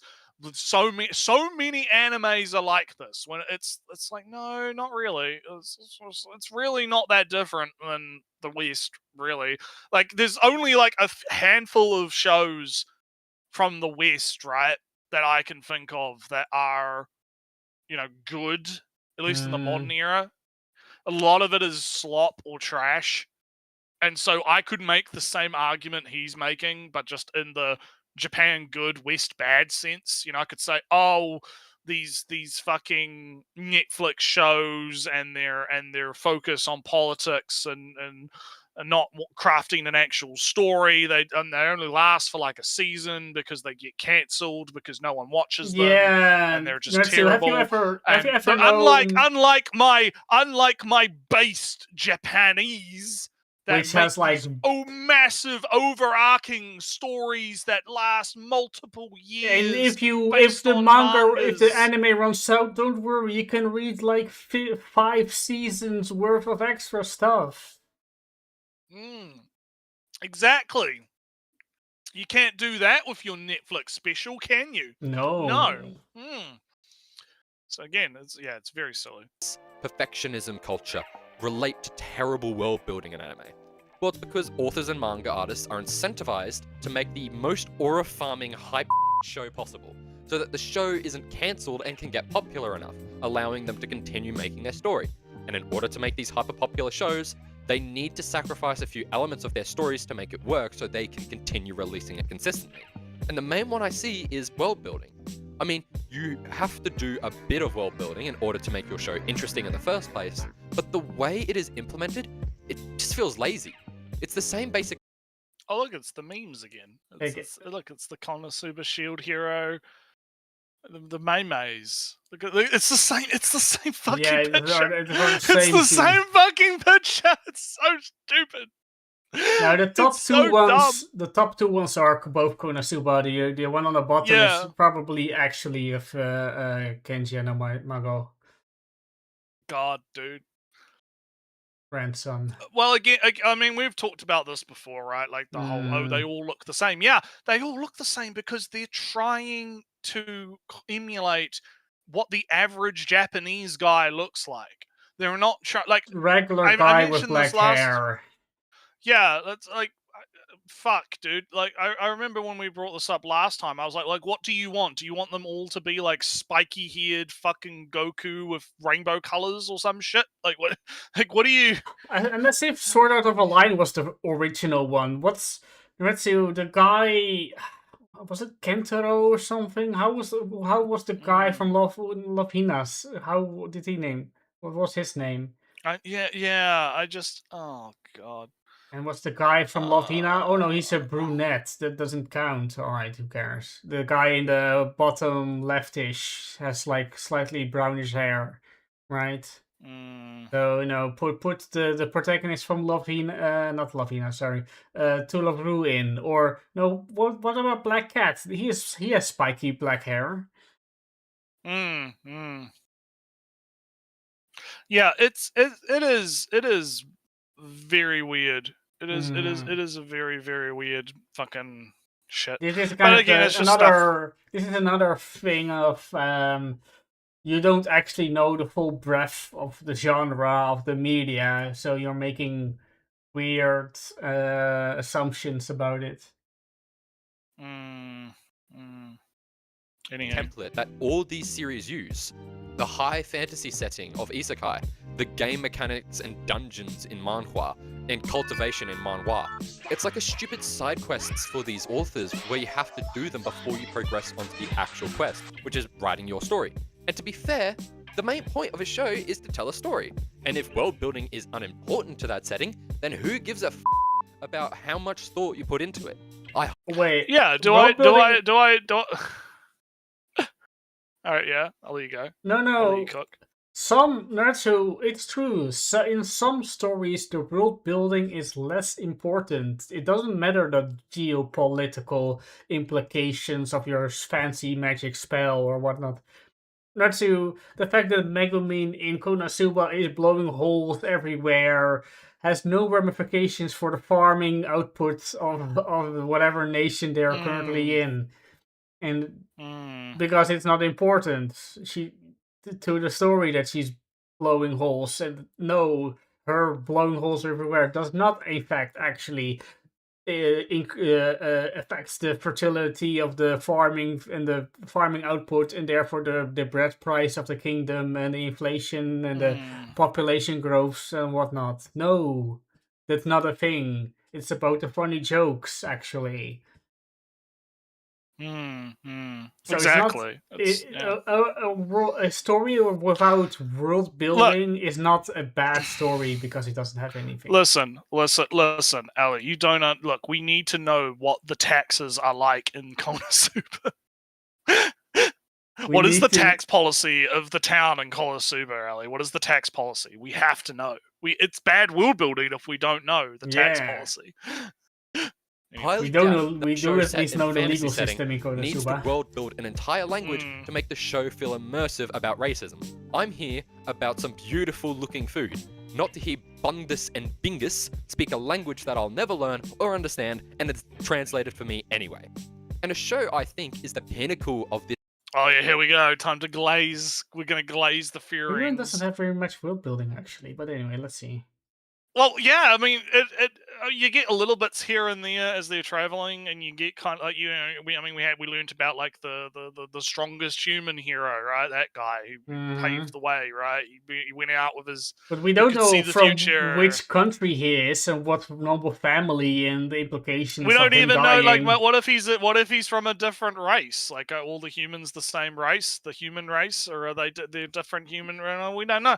We don't know, Ellie. We don't know. They're What's it different about cultures this or whatever. disability? Or do other What, humans have Ellie? the What ability is the to see tax? the What future? is the tax policy of the hot spring town? I have to know. Basically.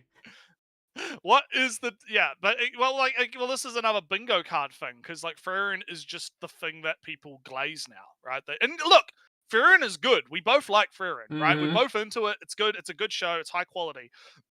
But people that glaze it, kind of like what this guy I believe is about to do. I'm kind of assuming here, but we'll see.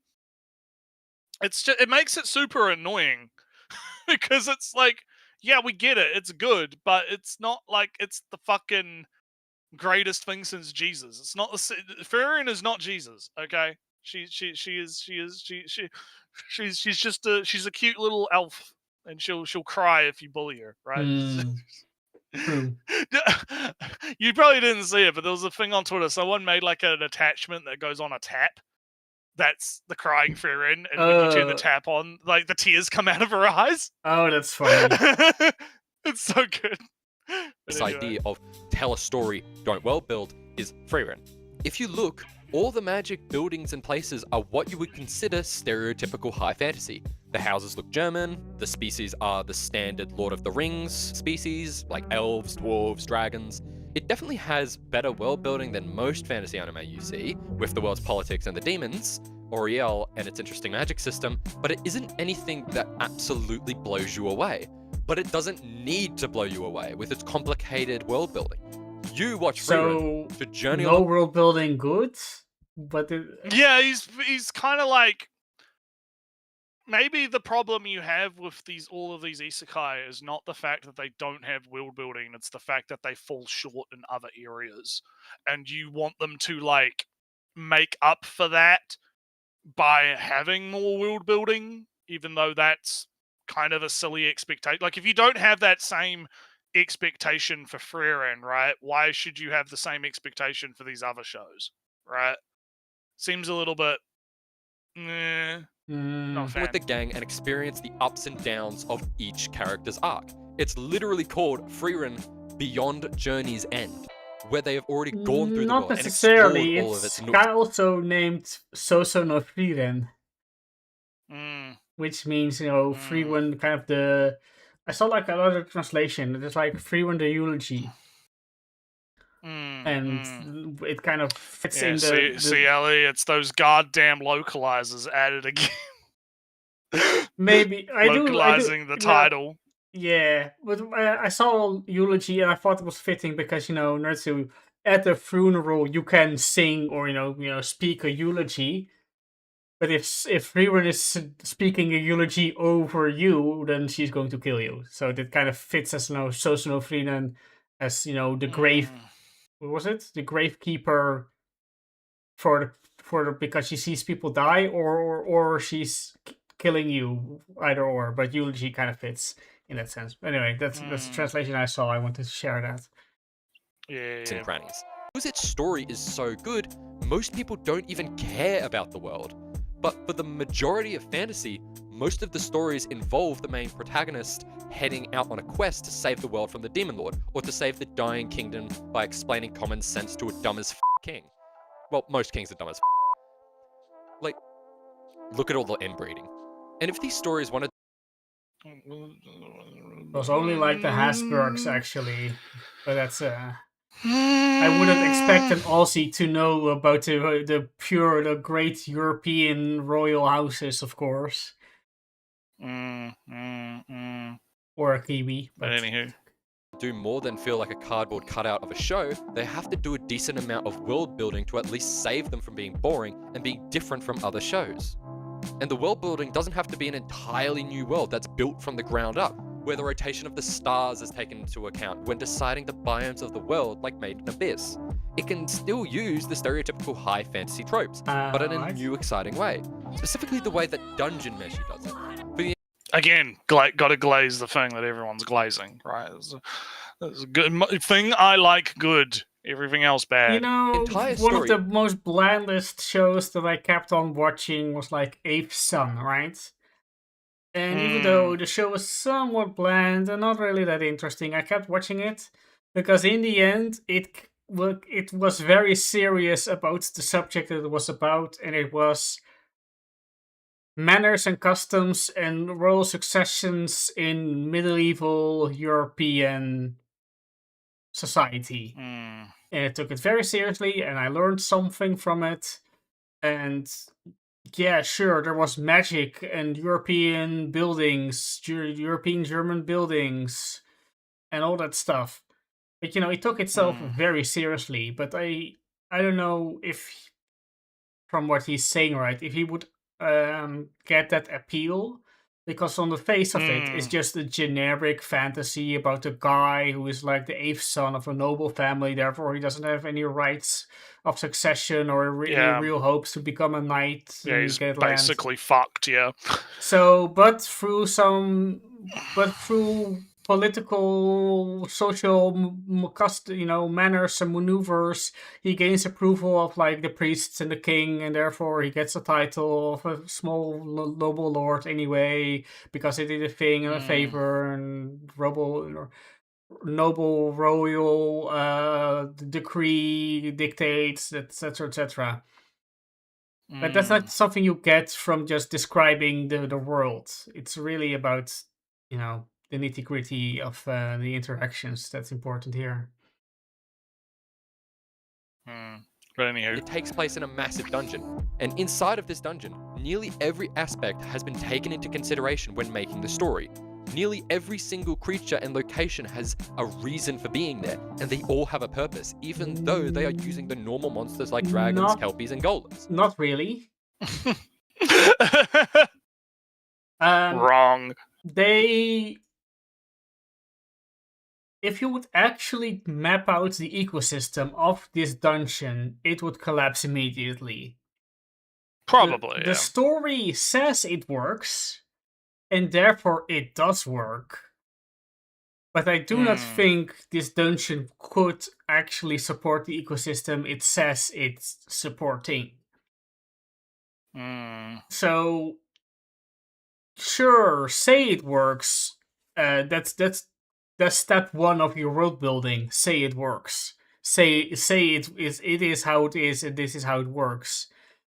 But to say because the story says it works, therefore it works, and therefore it's good, that's kind of a bridge too far. Yeah. They each have been given a reason for existing, and when we learn of how and why they acted that way in the show, it feels like a breath of fresh air.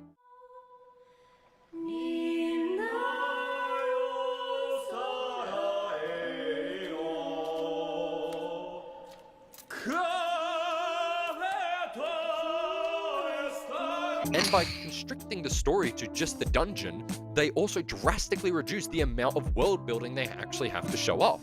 Because so you mean like in every protagonist show where they first meet like a humble village that is very disconnected from the wider world, where they learn like the basics of the world and people therein, and later get introduced to the wider world, like when the elves arrive from the continent to shut this dungeon down because it otherwise would explode and kill everybody.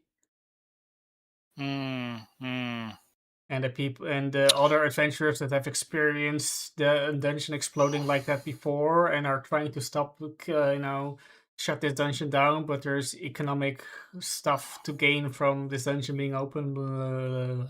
Anyway, what the Dark Elves are at this moment. We don't care, we're in the dungeon. For example, when Kablu's group is found dead lying with some money, the gang initially thinks that they were murdered for money, but is revealed that the money was what killed them, because the money is a monster. Okay then why would they take the money if it was dangerous? Well, it's because it's mixed in with real money, so you couldn't tell what was real and what's a monster. Well then, why is it with real money? because it's inside a mimic, where mimics use it to attract prey. But why was the monster money still alive and the mimic dead then? Well, it's because the money actually hunts and lives inside mimics, so it gets mixed in with the real money. Dungeon Meshi takes a simple monster that is seen in every game and show and makes an entire life cycle out of it. Yeah, and that's cool, but isn't the whole point of Dungeon Meshi, hey, we cook, you know, we cook and eat the monster. It's called, you know, delicious in dungeon in English. Terrible right? terrible We English want title, but anyway. So having like all of this detail and such be put into, oh yeah, we're going to eat this thing. What is this thing? What is like its life cycle? How does it work? What's the function of the thing? I mean, right? Mushoku Tensei puts a lot of effort in having the different tiers and how they interact of magic and oh no, I'm king level mage. Oh, I'm saint level. Oh, I'm only whatever beginner level whatever mage. this, yeah. Same with the sword is, styles. So Ghislaine is like a king level. I don't know. Forget the sword style she uses. Yeah. That's important. Tells you a lot about how good they are in combat and whatnot.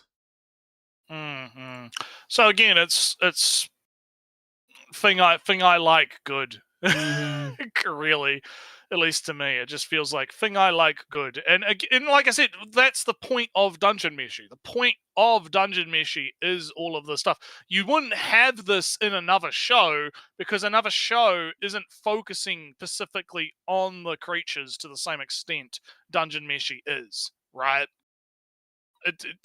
I think it's like he's got these really weird like expectations of things. Yeah, but Take there's what has so been used before and this is a reimagine. thing. Yeah, this is a thing that's bad to do. We do it to this every week.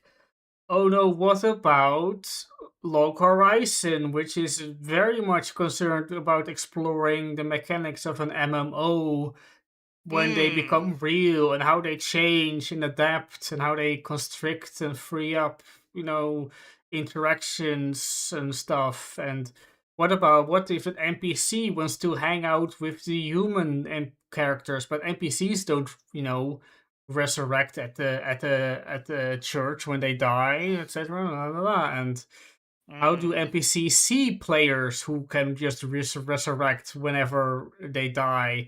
They're kind of like crazy one man armies with their mad 100, you know, max cap level skills and abilities. They are inhuman monsters to the regular people in MMOs. They're just, you know, common villagers.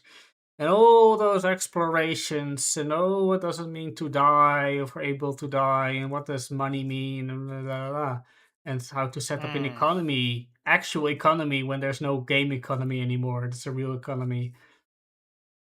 How do you motivate players in an MMO that's real, and they don't have to really do anything to eat because they're functionally immortal? How do you motivate them? How do you organize all these people who have been in guilds, and how do you keep people in guilds and bound by rules? Yeah, but yeah. How do they tax the? I'm sorry. Yeah, that's a meme. So that's why I've been. That's a meme. That's why I've been repeating that. But you know, I get. Actual taxes come into play here because. Yeah. How do you? Yeah, we got to tax. Like. Yeah. How do we tax the taxes on the guild halls are still active? How do you make sure and we have pay? to? Yeah. And we have to know. We have to know all of. Yeah, we have to know all of it. We have to know, all of it. But, And that's all these shows need to do. Slightly reimagine a basic mechanic or creature, and voila, you have something better than 99% of other shows. But as I stated before... Oh, does Dungeon Meshi concern itself about the MMO mechanics? No? Oh, I guess it's a bad show. Yeah. How dare they? Anime and manga industry doesn't care about this, because if the show isn't popular, it gets cut. And currently, these Does the anime or manga industry not care about this, or does the author not care about this? Right? Like, or the okay, readers, hang on. Who knows? So let me put it this way, right? I'm gonna say let's. I know there is an isekai that's like, oh, it's a lawyer or whatever, but let's say it's a lawyer. It's like the author is a lawyer. They want to make an isekai about a lawyer that's transferred forwarded to another world and has to learn all the legal system of the fantasy world, right? Like the whole point of the show is lawyer stuff, right? Do you think that the show about or the series about lawyer stuff is really all that concerned about the anatomy of a dragon and having a dragon be like the super fancy pantsy wancy thing, right? Like, no, because that's not what it's focusing on. And a lot of these isekai are those, like, you could even say it's its own subgenre, right? The subgenre of isekai that is take topic, make show about topic, put it in isekai because isekai is easy framework to drive topic, right? You know, bookworm, Liberian, books, things, right? Pharmacist, right? All that kind of stuff. Different isekai, farming, for instance, aquaculture, right? None of these shows are really going to focus that heavily on massive world buildy type stuff unless it pertains directly to the thing that it's trying to focus on. And that's where I think this guy's kind of fucking up. It's like, yeah, no, they might be putting the show in a generic ass fantasy land, whatever, but that's because it doesn't need to be super complicated. It's not meant to be super complicated. And it's not the industry doing that. It's not the Jews, I guess, right? Right, the Japanese Jews making this happen. It's not some grand conspiracy theory, right? It's just the authors. Like, you know, we look at Overlord. We've mentioned many times Overlord is inspired by the author's D&D sessions that he used to have with his mates, and then his mates started getting jobs and whatnot, and they couldn't join his D&D sessions anymore, and that made him feel bad. So he wrote Overlord, right? Yeah, to kind of or it recapture was like that kind of MMO, magic. one or the other. Yeah, or MMO, right? It's the same kind of difference, right? Same thing, right? So again, it's like the author has a thing that they have a story that they want to tell, right? And you can argue if it's a good story or not, or if it's you know a good you can argue about the quality of it, right? But at the end of the day, individual artists have this thing called free will and autonomy, Ellie. I don't know if you know this. Yeah, I don't know if you know this, but artists have this thing called, being fucking human. And I always get triggered by this. I always get triggered when these people dehumanize the artists, right? They dehumanize the people behind the art, and they just chalk everything up to this, like, it's either the Jews, like nebulous CEOs, or some like government, right, or whatever, right? It's always some external force, or it's the companies themselves, right? And all it's capitalism, right, that causes all of this to happen, and they always completely ignore the actual human element of, hey, maybe the author just wanted to tell their story the way that they wanted to tell it, right? And that's what they wanted to focus on, and they didn't really particularly care about some unimportant nebulous fucking thing that you apparently care about that no one else actually gives a Also, fuck about. this of course, the anime that's on screen right now, I don't that is on screen right now, I don't recognize it, but this went through the web novel, the light novel, and now the anime adaptation. Yeah, So went through the pipeline. Yeah, it went through the pipeline. It's popular enough. So you might not like this, but this is peak performance apparently. you might not like it, but this is peak anime performance. Yeah. Top power fantasies with basic stories and worlds are incredibly popular right now in Japan and the East, and this. So this is actually another thing. I would be interested to actually see sources on this, right? How popular actually are these shows, right? Like, specifically the more generic ones, right? That everyone complains about, right? Because we know, like Mushoku Tensei is obviously popular, right? But that's a Mhm. high quality adaptation. But what about like what's on screen right now, right? I don't actually know Other side of the what coin one. when it comes to why so many shows have terrible world building. Yeah, I don't know who this is, right? I don't know. I don't even know what the fuck this one is, right? Like, what is the actual viewership numbers on this, right? What is the actual data on the how many light novels did this sell, right? Yeah. See this is the video I want one of these fuckers to make, right? This is a Joe video. Joe, if you're listening, I know you're probably not, but Joe, do some research into okay, all of these light novels, right, are getting adaptations. Let's analyze the data, right? Mhm. Because the data doesn't lie. Well, sometimes it does, but in this case, it probably wouldn't, right? Look at the data. How many books did they sell? What's the concurrent readership? If it's on Shosetsu, right? What are the numbers, right? What are the numbers? Plot all of that into a like spreadsheet or something, right? And then make some graphs of like, okay, at what point did this get picked up to be an anime, right? What is the threshold, right, of popularity required for one of these to end up becoming an anime and making it big, right? And then after that, also plot out, right, because there are like Japanese viewership statistics, right? Like you can find data. It'll be in Japanese, obviously, but I'm fairly sure you can find data on okay, what is the actual viewership numbers on these particular shows? And if you can't, you can't, and that kind of makes it a lot harder. But if that data exists, I would be very interested to kind of get an idea of right, what are the actual market factors? How much does the market actually factor into this, right? What actually goes into the creation of these anime, right? And these are the kinds of things that no one actually wants to fucking do, but would actually be beneficial to the conversation, right? Because places like fucking ANN or whatever, they're more busy putting out dumb fuck tweets about Gundam being political or whatever the fuck the drama is that I saw like an hour ago when I was browsing because I was bored, right? Like what they're too busy putting out like rage bait bullshit to actually do like a deep dive investigation into hey, what's going on here? Why are we like what let's look at some data, let's look at some statistics, let's actually answer some questions, right? About what's going on. Because no one wants to fucking do it. No one seems to want to. I mean, I guess people are just not interested in that for some reason, Ellie. Like maybe I'm crazy. Like people don't actually give a fuck. I do. I kind of feel this is a different, slightly different.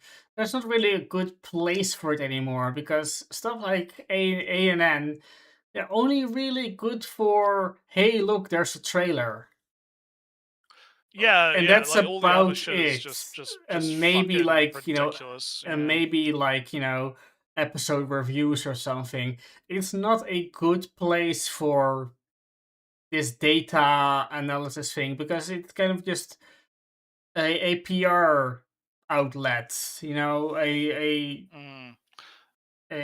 mailing list.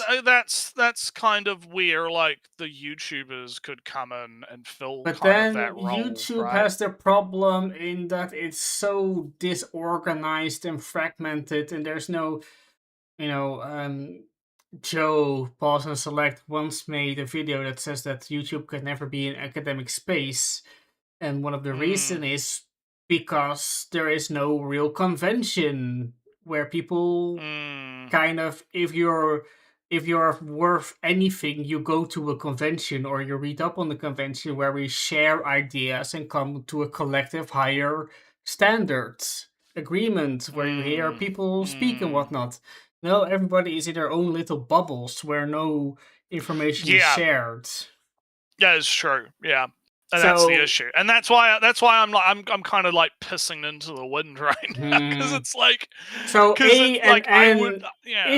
ANN was so influential, such a voice where you have to pay attention to it to be someone, something, then ANN could be like the place where you I have only like bring it up data. because it's the only it's the only journalistic outlet that comes to mind that covers anime shit. Yeah, That's but the you know, only the reason I same brought that up. games have the same issue with IGN or They do, GameSpot yeah. or anything.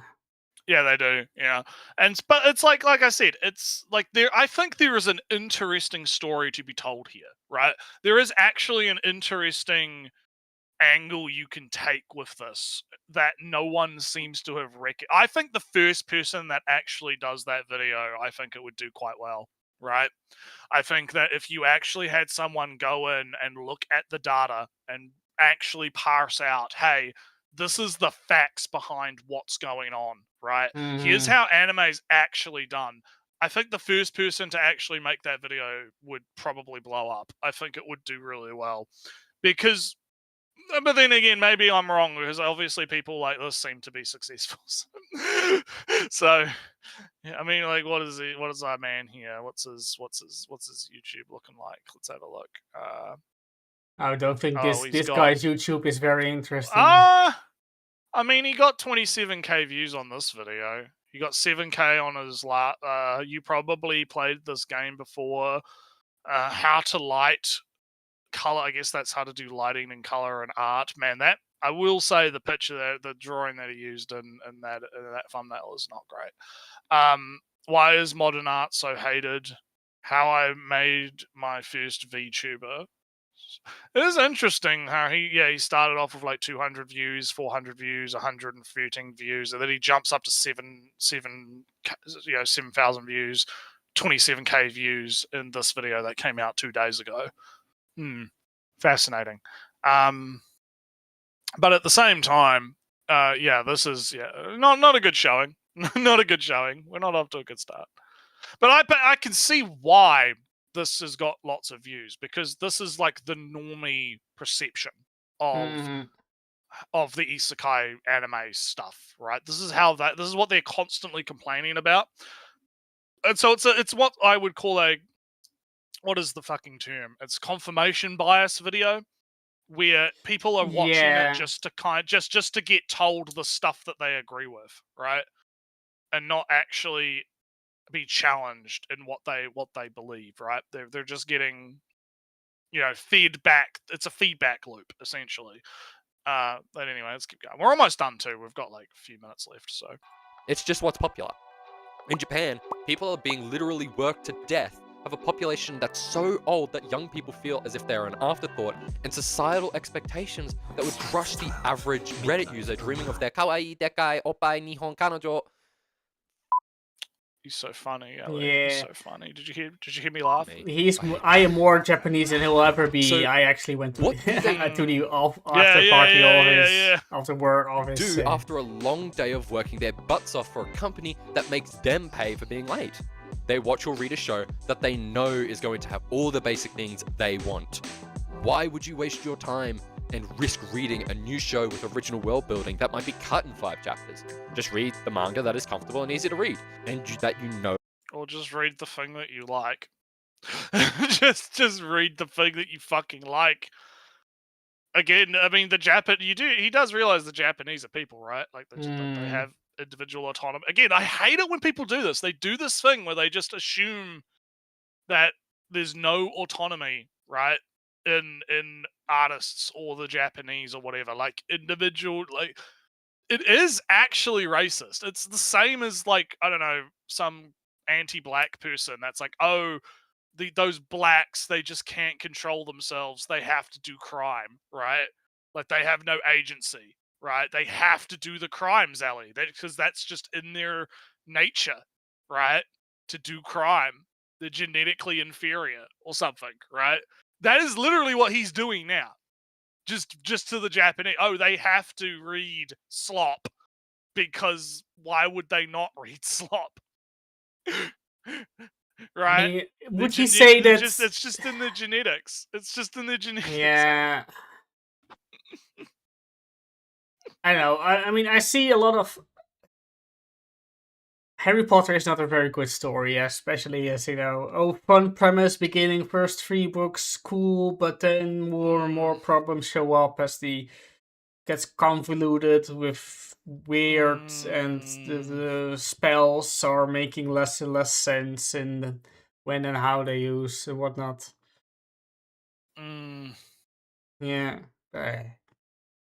Yeah. How much more Who Nametsu? isn't being Can't be cut? long. Another reason We're at. Hold on, I gotta wait for it to come. 9:30 out of 12. Hey, not that far. So That's we less. are definitely not that far on it. that Freeman and Dungeon Meshi are popular. They're close enough to the standard Oh, what the fuck is this? Completely original world building, dog shit writing. What the fuck? Dramatic houses, peak fiction. This is silly. What the fuck?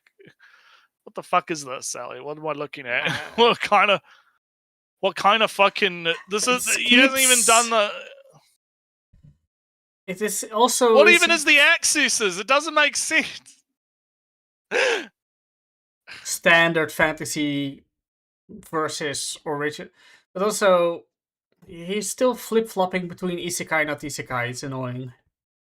Yeah, sure. I mean, I suppose he's not mentioned isekai by name for a while, but he could just say fantasy instead. Kind of reminds me of I've got a image in the chat that I'll put in for you. I saw this on Twitter the other day. It's video game related. It reminds me of this. Have you seen this? Let me. Oh, sorry. I'm in my own server. I slapped it in the chat. Yeah. So the bot can pick it up on it. So it's basically gameplay entertainment, and story quality on 2 axes, and then different like standards of game in the different areas. So you can decide where your favorite game stands in the rankings. I thought it was kind of funny. I feel like you could replace the axes on this, and it could be very applicable to something like anime. Like you could do bad quality animation and story. I don't know. It would be something different, like that. Yeah, because well, this is getting too deep. But when the production is so behind and choppy, it does affect the pacing and the story and all that stuff. So it gets a little bit complicated. Yeah, but I thought that the similar reminds me of the same kind of thing. But anyway, fantasy show that they don't feel like a risk to watch, and they are actually good shows. Just imagine all the other fantasy anime out there that have the craziest story you've ever seen, but because it is too different from what you're used to, it isn't popular. Like, one of my favorite fantasy manga at the moment is something called Yakuza Reincarnated, an isekai. But this... Who cares? I mean, who cares? If it's good, it's good. Look at her. If She's it's good, it's smashing good. this dude's face in so hard. Yeah, the art's fucking cool.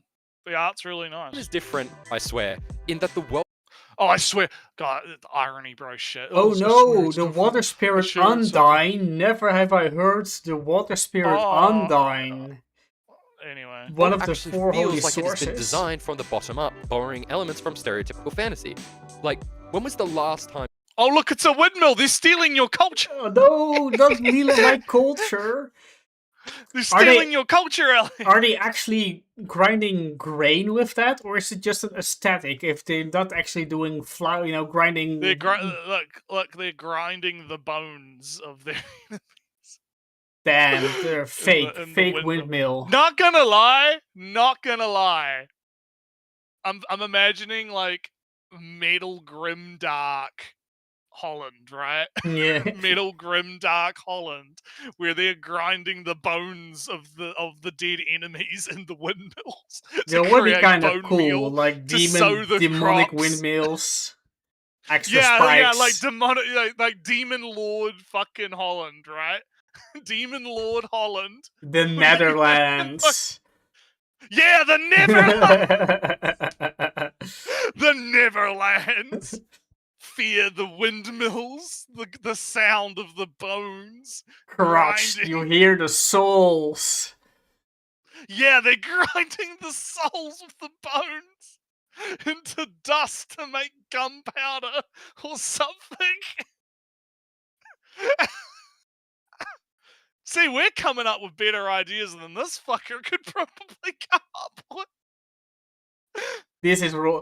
And then he'll go, "Oh, what an original idea, mate! This is Yeah, just what an another." original idea. And I'm It's just going to original. take the entire every group, every culture that is in the Netherlands. I just going to copy it one for one, but just make them a little bit evil instead. And he'll go, "Oh, so original world building, never seen before." And like, mate, this is The just. tulip fields will be sown with the blood of the virgins.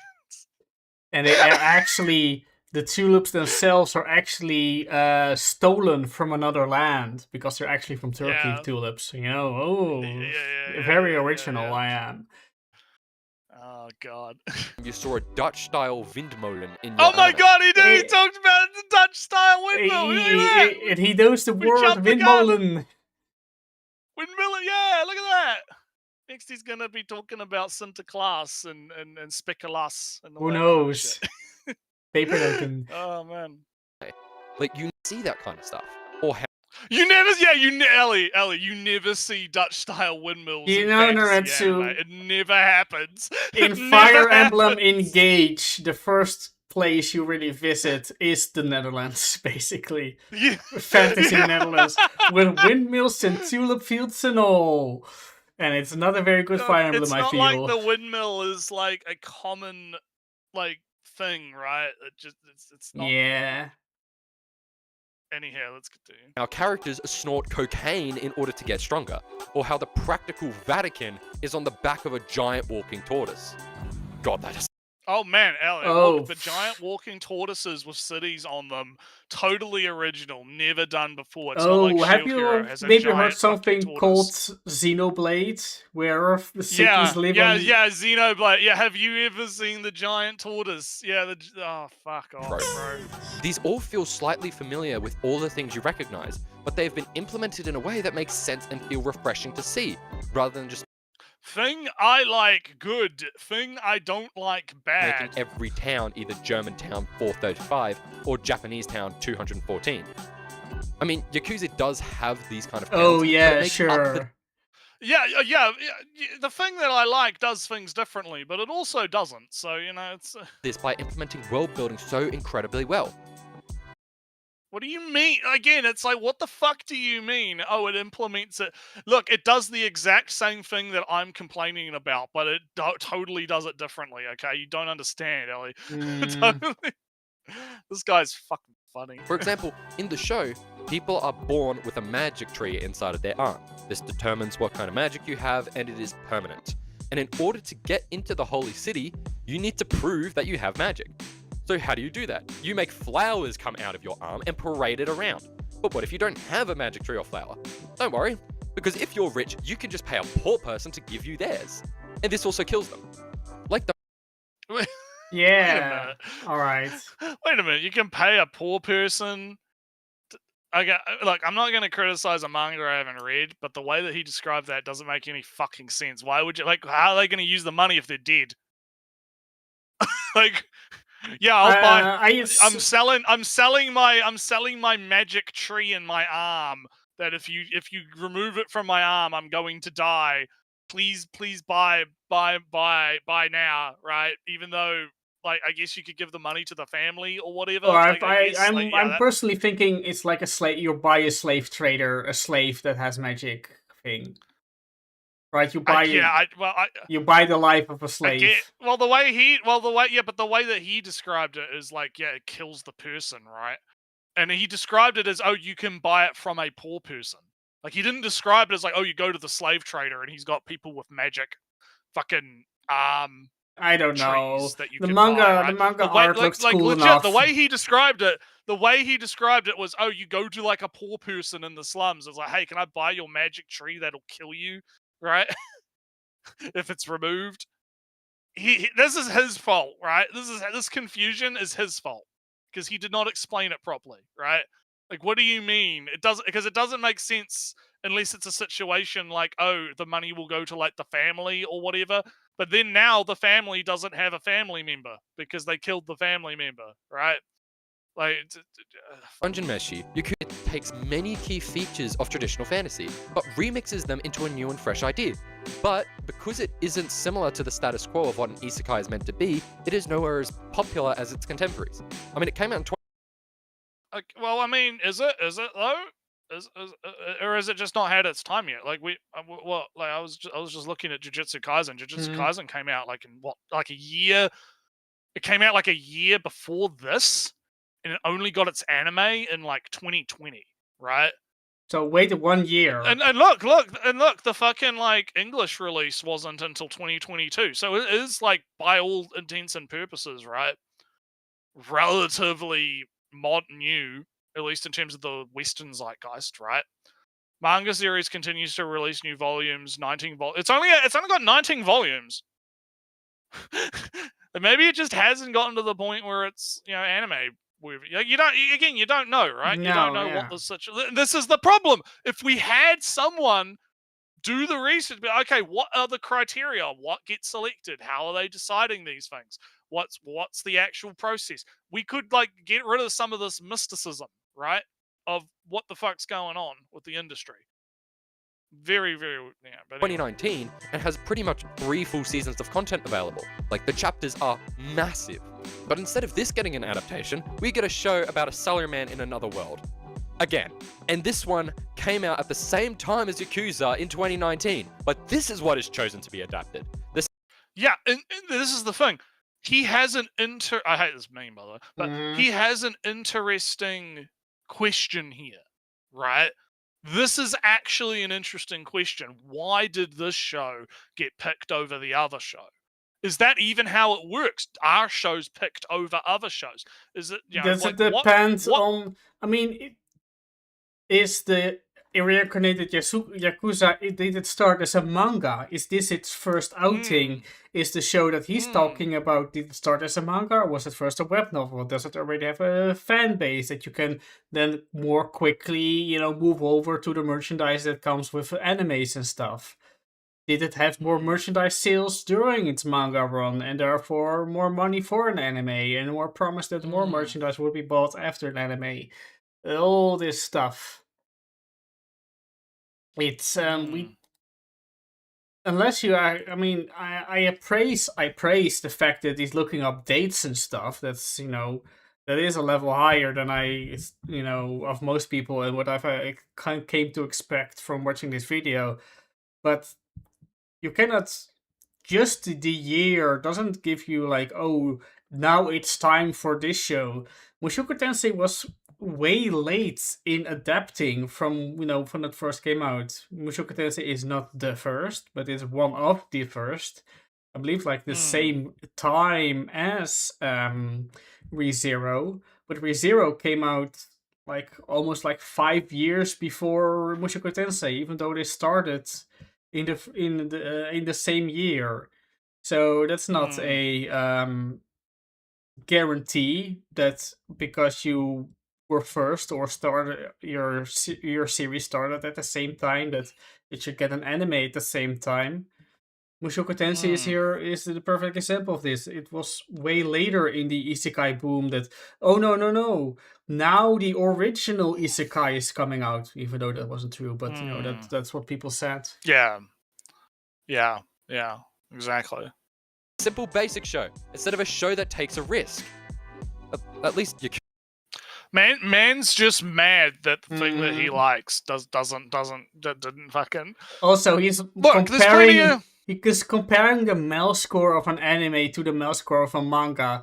Look, there's plenty of shit that I like that hasn't, like, I was just talking about the guy that gets reincarnated as a mid boss, right? I'd like to see that get an adaptation. That would be cool, right? I was hoping for an adaptation of my soul-crushing trading manga, and wait, it is getting a manga. Oh wait, look, there you go, it happened, right? Yeah. Ura Dungeon Okan-san is one I've been reading. That one's quite good. I like the artist that does that one. That one's quite good. This is a new one that I started reading, which is about a guy who defeats demons by fucking them. It's like Shin Shijin Ecstasy Triple. It's got the best title in Japanese because it's like Saijen Ecstasy Triple X Sentai Todima. Like it just keeps going, right? That one that would be cool to get animated, but it's probably I always say that, right? I'm always like, yeah, that would like Magical Girls. They would never do an anime of gushing over Magical Girls. It's too spicy, Alan. Oh, right? I never. It's too spicy. And then not only do they do an anime adaptation of Gushing Over Magical Girls, they make it even fucking spicier than the fucking manga. They animate it even spicier. Again, it's like there's this other one I've been reading that's got an insanely long title, which is about like it's kind of like Change Slave Soldier, where it's women are super strong, men woman role reversal, but this guy has an ability to get power. And how does he get power, Ellie? By fucking bitches. Yeah. He's handsome and he's fucking bitches. He's getting stronger because he's like, fuck this sexism shit. Sexism's bad. These goddamn women treating men like shit. I'll show them, right? That's actually been really funny because he gets into like the special school, right? You know how it is, right? The special school, and this rumor starts going around that he's like a slut that'll like fucking fuck. Basically, he's a prostitute, yeah. right? And he'll fuck for like 500 ruby or whatever the fuck the money is, and he's just like, you know what? Yeah, I will actually. And so he just starts fucking all the girls. They just start coming to him with the money, and they were just like, yeah, I'll. Sure. Because the rumor goes around that he's like actually really good at having sex, and so they're like, yeah. I'll put the title for that one in the chat, but it's one of those like fucking long ones. I'll put it it's in the YouTube. There you go. It's one of them like fucking paragraph titles. I, the only male knight in the chastity reversed world, entered the female knight academy and was treated as a hero for some reason. Unrivaled in the harem with my unparalleled skills. Fucking just insane. That would be cool to get animated. That would be cool. That'd be sick. Oh, the Yandere Dungeon one would also be kind of cool to have animated. Yeah, I'm just looking at my manga deck, just seeing what. I really, I should for the good of reading and culture, I should be reading more manga because mangas are good and fun. Oh yeah, Isekai Sniper, which is done by the same artist as the dungeon one that I mentioned before. That's quite fun. Where he's reincarnated as like a little bear, and his magic is literally just fucking guns. He can just summon guns, and so he just summons fucking. He's like, oh yeah, like super strong magic ruler guy, 50 caliber, and he's in a fantasy world, right? He literally, Ellie. It is literally I cast gun, and like people's heads explode. Right? Yeah. And everyone else is like, what the fuck kind of magic is this? He's just blowing people. I started blasting. It's fucking, and it's good. It's good. I like it. It's a good one. So like I said, there's plenty of stuff that I would be, I'd be like, yeah, that would be cool to watch as an anime. That would be kind of sick. But, it doesn't. Probably isn't going to happen, or there's a very low chance of it happening. But am I lamenting it? Am I getting all like triggered and fucking? No, my show, my manga I like isn't getting an anime, but this boring, dumb isekai office worker man gets a thing. Also, we'll see you later, Samuel. Yeah, it's all don't good. worry about it's it. all good. It's fine. We're almost done with the video anyway, so it's all good. Yeah. But yeah, no, I think he's just being salty. He's just salty that stuff that he likes isn't getting anime. Even when it's like, I don't know, like, again, I always view it as like, yeah, it would be nice, right? But it's not like I'm super, like, hyper fucking, like, concerned. Oh no, the thing I like didn't get an anime. I guess it's bad, right? Or something. Like it's not a to me. It's not like a massive thing. But anyhow, let's Yakuza is pyrite. So how are we going to fix this issue? To be honest, I have no clue. The only thing that is going to change these shows is time. Eventually, these shows will fall out of fashion, and they will be replaced by new things, as all things inevitably are. And the way you can support the shows that you actually like with good world building and stories is just by watching them. I've already thrown in my 2 cents for Yakuza, but it doesn't really matter. You should buy the merchandise, actually. That's the... Yeah, and don't subscribe to Crunchyroll. That's the other thing you got to do. Just as long as you don't subscribe to Crunchyroll, then you're fine, right? That's what you got to do. Because yeah, it's bad. It's bad. No matter what kind of show it is. Like the new Sentence to be a Hero is a good choice. I personally don't like it, but don't feel like you have to force yourself to watch these shows either. At the end of the day, the reason these Holy shit, he's just literally saying what I was saying before, right? Just watch what you want, right? Oh, what's the point of this video then? I like my good. I like things that I think are good, and I don't like things that I think are bad.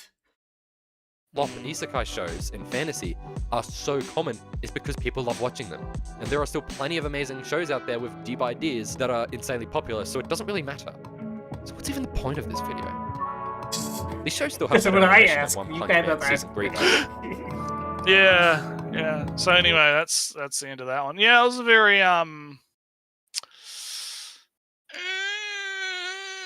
video. It's like he said it himself. What even was the point of the video? You know, just sort of. Yeah, it was very very. It was very very meh. I don't know if you've got anything to say about it, because yeah. No, I said I get some good rants in. I don't get them very often. My good rants. Yeah. Yeah. About the world building that is or is not in the show, the things that the show does and does not focus on, that doesn't make the show bad because it doesn't focus on what you like in the show. I've repeated this before. The thing I often don't like in fantasy or fiction in general is when it's far future or fantastical worlds that it just keeps the same social dynamics that we have currently. Change it up a little. Have even if you just grab something of past, have that your grandparents are living in the same house or something. Something that is different from the nuclear family that we are living currently in this current 100 years. Pick something slightly different, please. That's why I appreciated Toa so much. It did something different with the social dynamics. I was hyped for it. It carried basically the whole show for me, besides all the other fun things in it.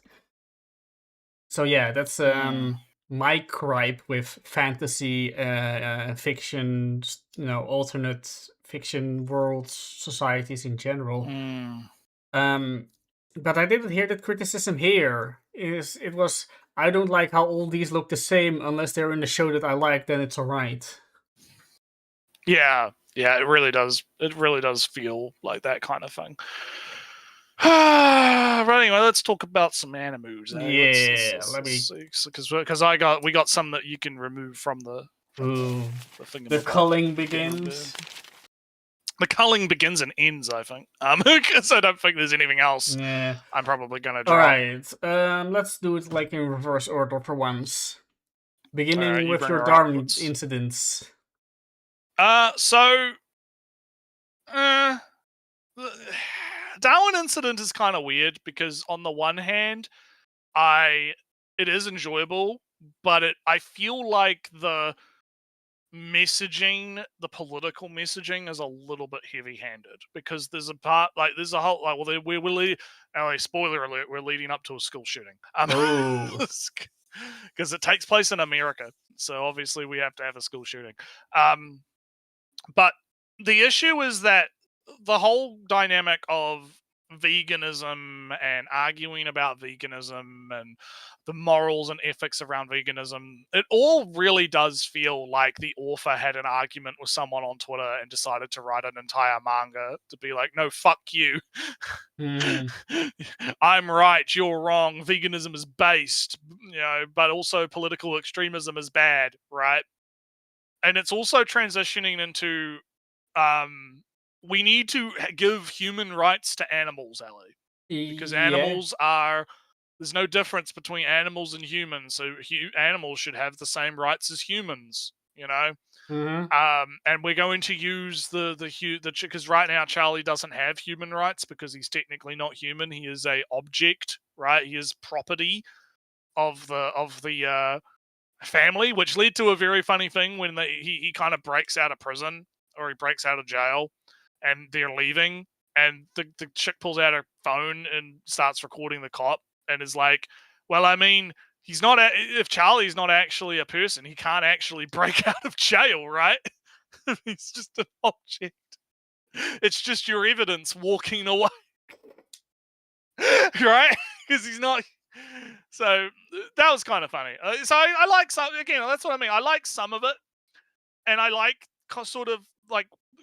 I like Charlie as a character because he is interesting because of what we talked about last week with him not really sharing human morality in the same way and bringing up kind of interesting questions around that because of his unique sort of human chimpanzee perspective, right?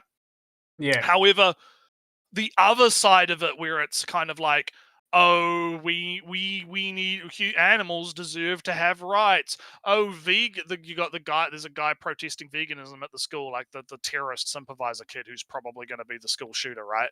He's like doing a protest at school, and all the other kids they're like, oh, well, what about insects? Would you eat insects and shellfish? Scientists don't even think that they have fucking nervous systems and can feel pain at all, right? Are they okay? Like, it literally feels like Twitter arguments about veganism in a show, right? And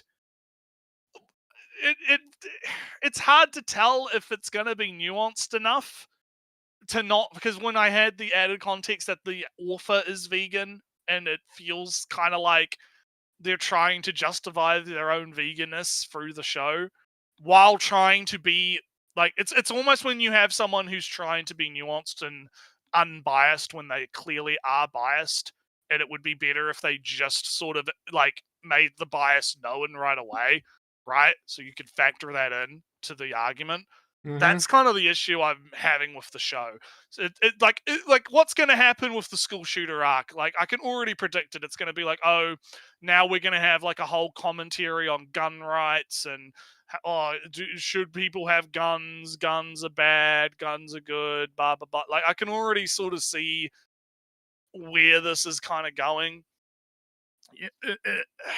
I don't know. I'm going to keep watching it because it is, like I said, it is entertaining. It is interesting. There are interesting things about it, but it's on the cusp of being too preachy, right? Yeah. It's like on the cliff, and it's so close to being too heavy-handed with the messaging of, yeah, this is just pro-vegan propaganda, right? You know, like, it's so close. So anyhow, what have you got? You got rom-com show? Yeah, Naruto, it's too slow. We are still it's episode 5 and we still haven't met our tomboy yet.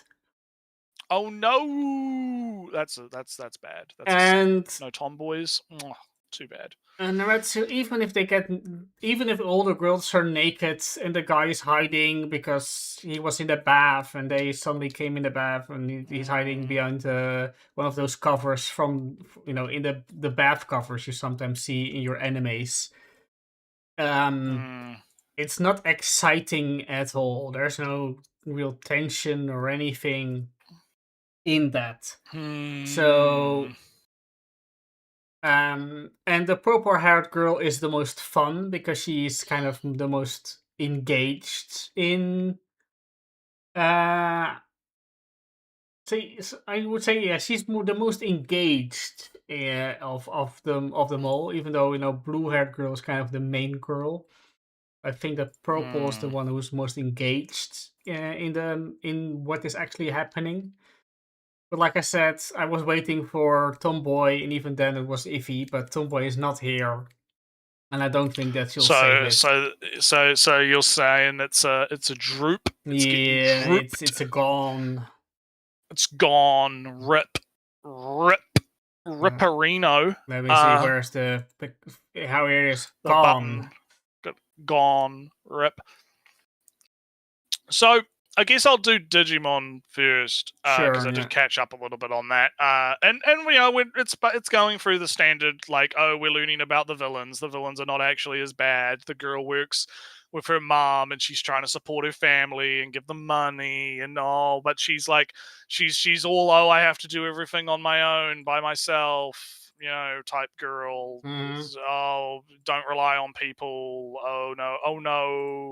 Oh no, yeah, so that kind of thing's going on right now. And it's fine. That's it's I wouldn't say it's necessarily bad. It's just there's not really like a whole lot in depth to talk about, right? There's not a lot of really interesting stuff I can bring up about it. But I'm enjoying it. I'll keep watching it. That's fine. But so before we do, so let's do Sentenced, and then I'll do Priesty Girl. Yeah. Oh, Priest Girl. Sentence was pretty cool. We got a new character, new fun man. Yeah, sniper torture assassin man. Yeah, sniper, big murder. Loves dude, it just loves killing people. Yeah, he just loves killing people. No regard for human life because he has some weird, unspecific upbringing where he got some drugs and brainwashing, and he was drugged and tortured and brainwashed and turned into an assassin, but none of it took hold anyway, so he ran off, and now he just indiscriminately just kills people when he thinks that they might be easy to kill, even though it might not be as indiscriminate as he's letting on.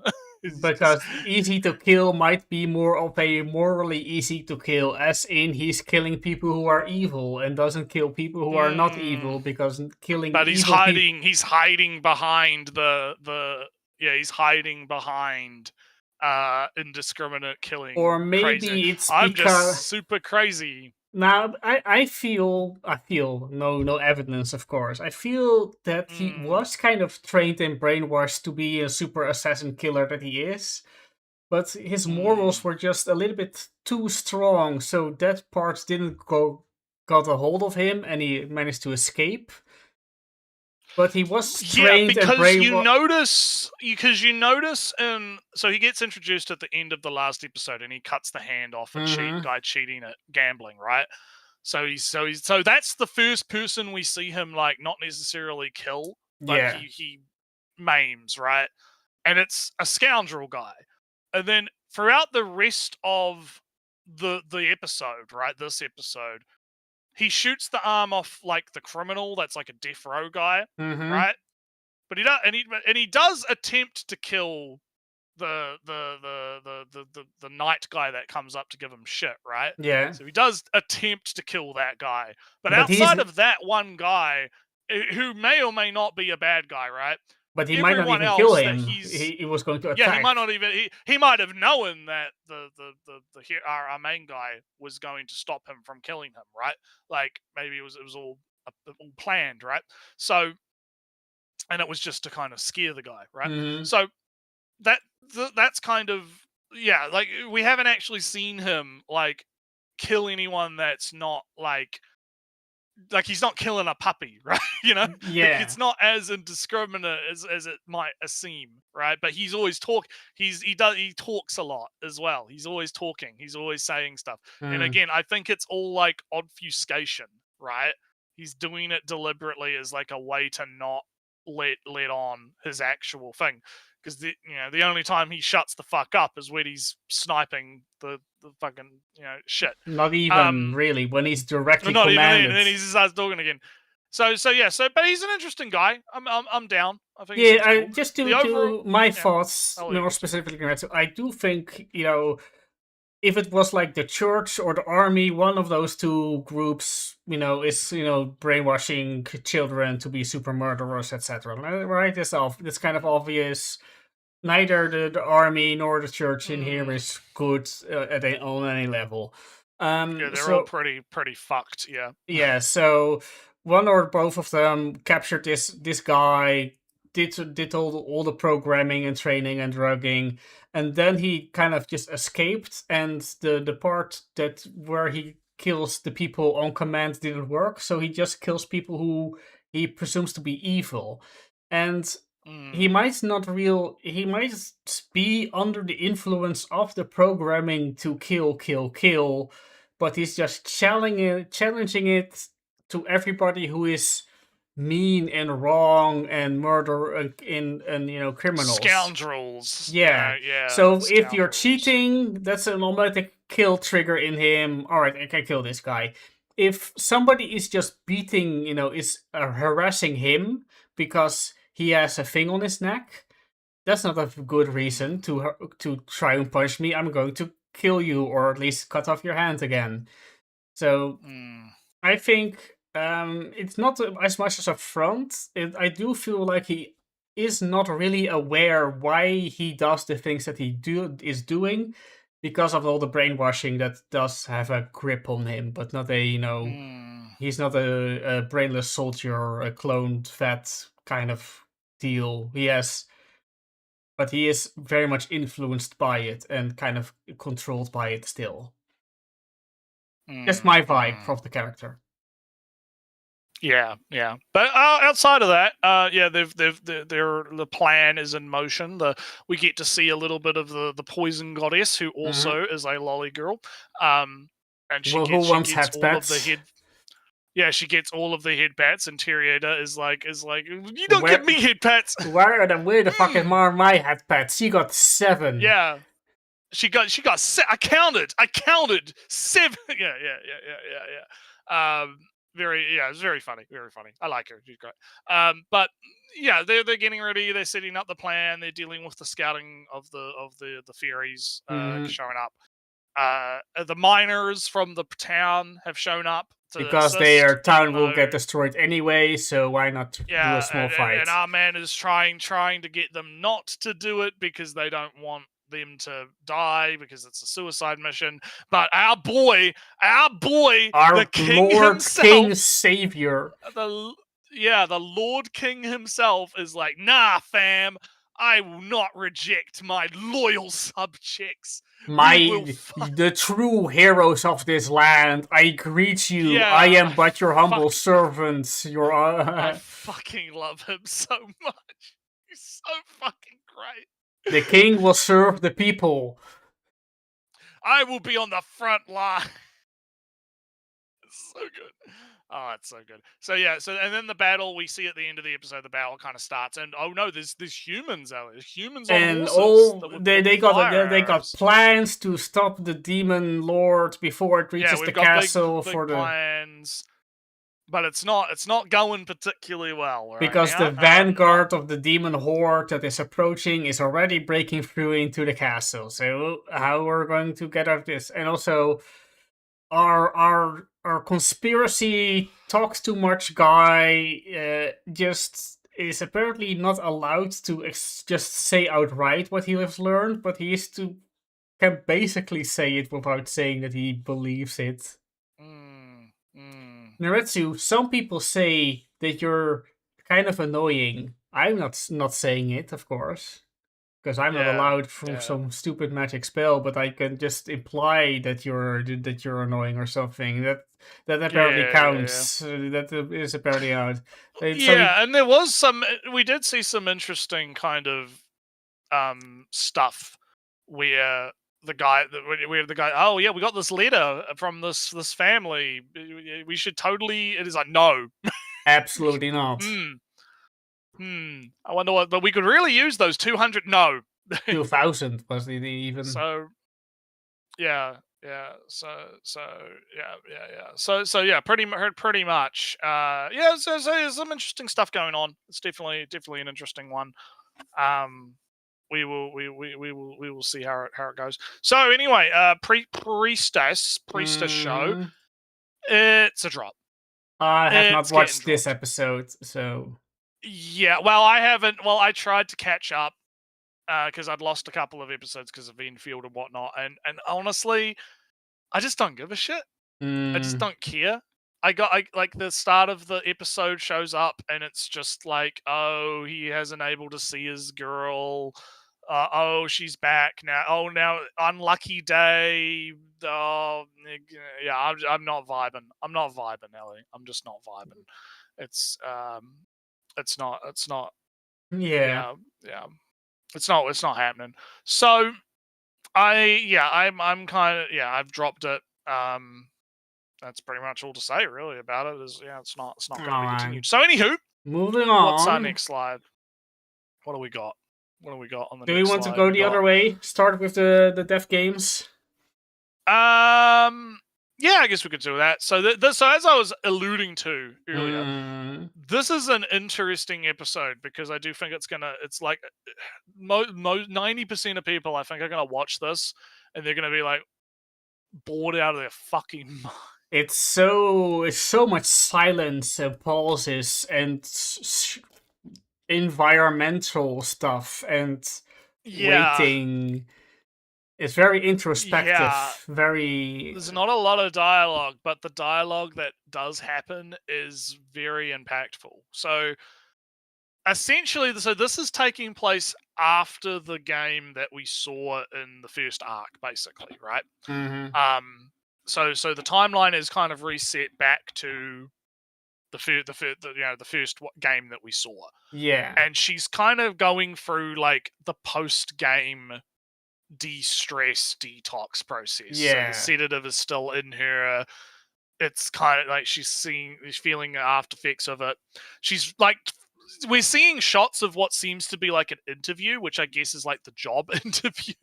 Like a after game interview almost, because it's kind of it is already it has been a few games. It has to be because you're talking about her journey up to this point. Thus far, yeah, it's like a mid career interview. Yeah, on the TV. On the TV, it's showing the questions in English, right? Are they secretly is this secretly in England because the cars are still on the other side of the road? Is this secretly in England?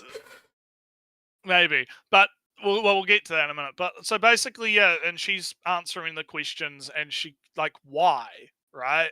Why are you still doing the games even though you've kind of made the money, right? At this point, like, what is the reason you want to do 100 games, right? And we still don't really have an answer for that in this episode. It is very interesting, but we do get a lot of that. We find out, she kind of walks as a hobby, right? One foot after the other, right? Just kind of keep going forward, right? We're sort of seeing the building of the foundations here a little bit of why she might be doing this willingly. And we also see, Ellie, wait a minute, that's the fucking opening. The opening that's kind of like just cars for some reason, right? Music. Yeah, weird music and cars. What's that about? Oh wait, that's the overpass she walks, right? She walks over the overpass with the cars. And so I wonder if that's gonna be like reoccurring imagery, or if this means something, right? This has meaning, because it could have meaning for the game, for what's going on, right? So she goes to a phone booth, and the phone booth starts ringing, and on the phone booth is, I believe, the father of one of the girl that she killed in the first game. The blonde girl that she first, she dragged with her and then killed. It's interesting because if you remember that girl gets like that section where she's like talking like in the internal monologue about the father, right? The father is I kind of forgot about what she actually said about her father, but like she's trying to be perfect for father or something, right? Or something along those lines. I vaguely remember it too. But there was an important relationship there, right? So the father rings up and is kind of like, hey, yeah, you want to we want to destroy the games. Yeah, we don't want to putting people through this is so bad. And our girl is just like flat out, yeah, no, I'm doing this consensually. I'm just doing this. Yeah. The guy's like taken aback by this a little bit, right? Well, there's a pill underneath the phone. It's got a tracker in it. Please take the pill before the next game. Please, we appreciate your cooperation, right? And so we kind of jump to her in the car on the way to the next game. Yeah, and there's some where interesting she's- part here when there's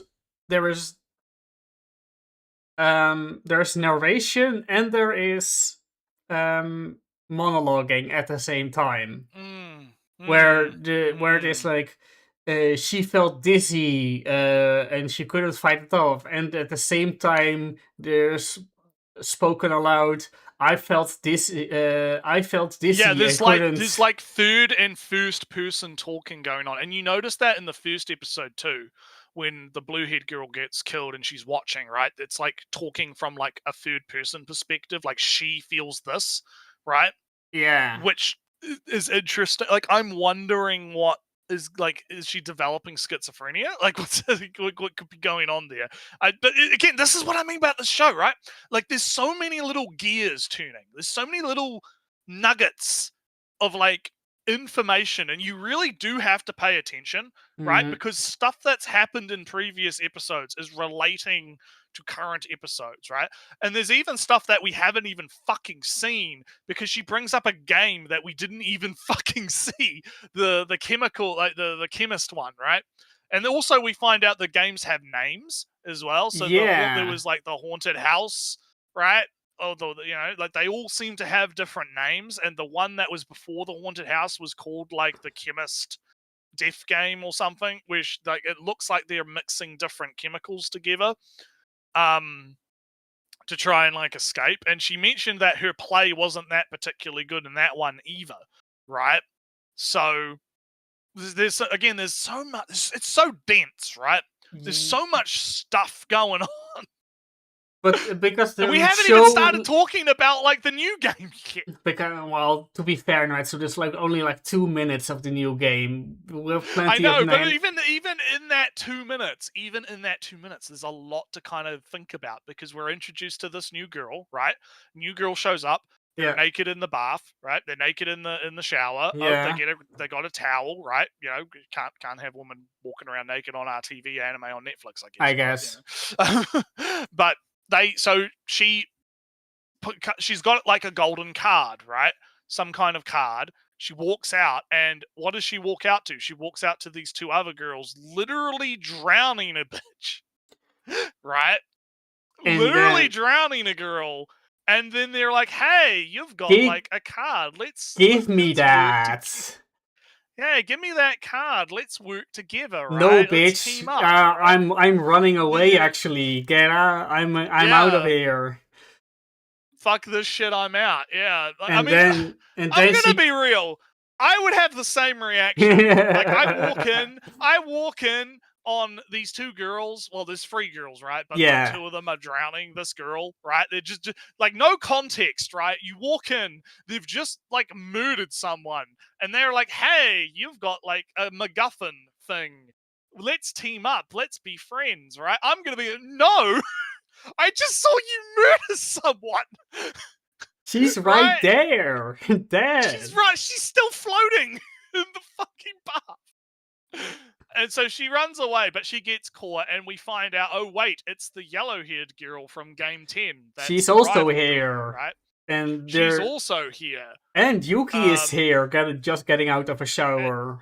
Just getting out. Well, let's back up a bit, because, again, dense, right? The girl is getting drowned, right?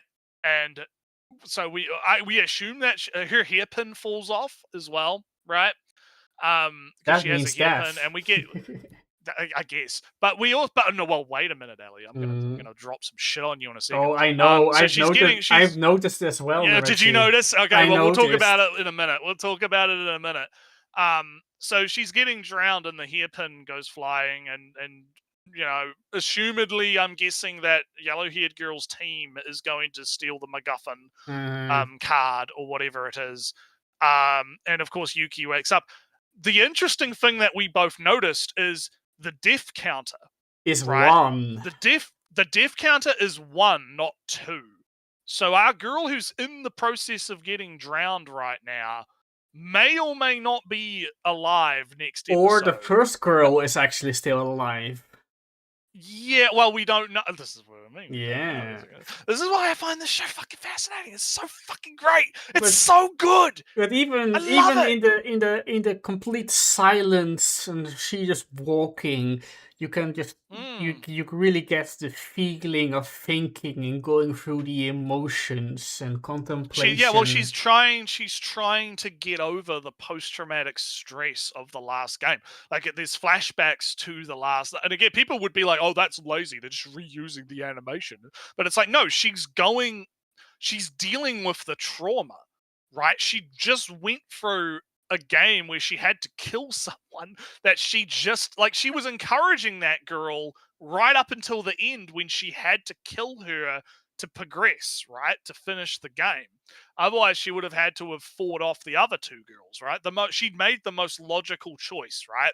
Do you fight the two girls that would probably be able to 2v1, or do you kill the most easiest and like closest target, right? Yeah. So she made the most logical choice, but that doesn't make it any more or less fucked. Yeah. Right? She still killed that girl that she was not like 5 minutes ago being like, yeah, no, we'll survive. We'll in it together. It'll be fine. Don't worry, we'll be fine, right?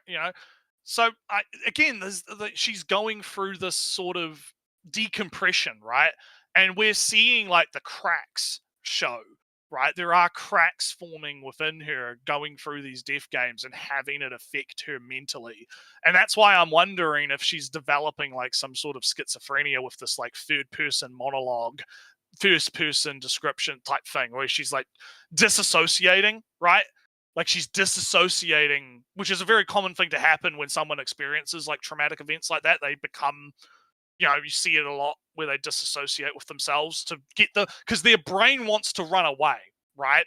The brain wants to fuck off from the traumatic situation. Yeah. But because the brain can't fuck off, it does so mentally instead of physically, right? And again, this is what I mean about this being so interesting. It's such an interesting series that 99% of people are just not going to fucking give a fuck about or get. They're just because they're just going to be like, oh, what the fuck is this boring shit? It's just reusing animation and she's just walking. How could this be interesting? It's so there's no guns and ball in this. It's so And meanwhile, I'm sitting here like, delicious. Delicious. It's so I love it. I love it. I love it. Yeah, I very much like the very introspective parts where you could feel emotion from the slow steps in the dark streets and her not wanting to get out of bed, feeling and kind of again emotions. that's all in the directing and the symbolism, right? The imagery. How they're presenting that imagery, right? The vibe that it's conveying. It is very artistic, right? It is very artistic in its presentation. It's a very artsy show. I love it. I fucking love it. It's so fucking good. But anyway, I'm gonna take a quick break, grab a drink. You talk about Tomboy show, I guess. In the meantime, because my throat's getting a bit iffy. So I will be right back. Yeah, good stuff, good show. Unfortunately, I cannot comment. How much can we say about a silent scene? A scene where she's just walking. We cannot for sure say what she's thinking. We can guess, we can speculate, we can empathize. And the episodes where it's all not even all silent, because there is voiced and things happening here, but episodes where it's just where tension and contemplative silence takes over, I very much appreciate. There's one episode in Seitokai no Ichizun. It's a comedy show, but at one point the comedy just stops. It's suddenly mellow, even melodramatic a bit, but not because there's drama or anything, just because the characters are suddenly being real and contemplative about where they are, what they're doing, not because they are monologuing or it's narrated or anything. They're just looking out onto a overcast evening, not saying much at each other at all. And those moments are kino, I could say. And the more the better, if it's handled correctly. But if a constant gag comedy show can suddenly pull out the contemplative kino, this show was going to do it eventually, and I did that episode. Was it 5? I guess it was episode 5, right? Which we still talking about Tomboy Show? Yeah, Tomboy. No. No, Dead Games. Oh, sorry, I was not talking about Tomboy. I was talking about the contemplative silence in this show and another show. Okay, that's all good. But anyway, I'm back now. So yeah. What are we doing? Oh, I thought we go. You would go talk a little bit about blind boy. All right. Well. Okay, it's getting dropped. Hey, I knew. But I'll explain my reason because it's a different reasoning to Priestess Show. The reason I'm dropping it is because it's kind of gone in a direction that I'm not really that interested in. Because I was kind of in it for he's blind.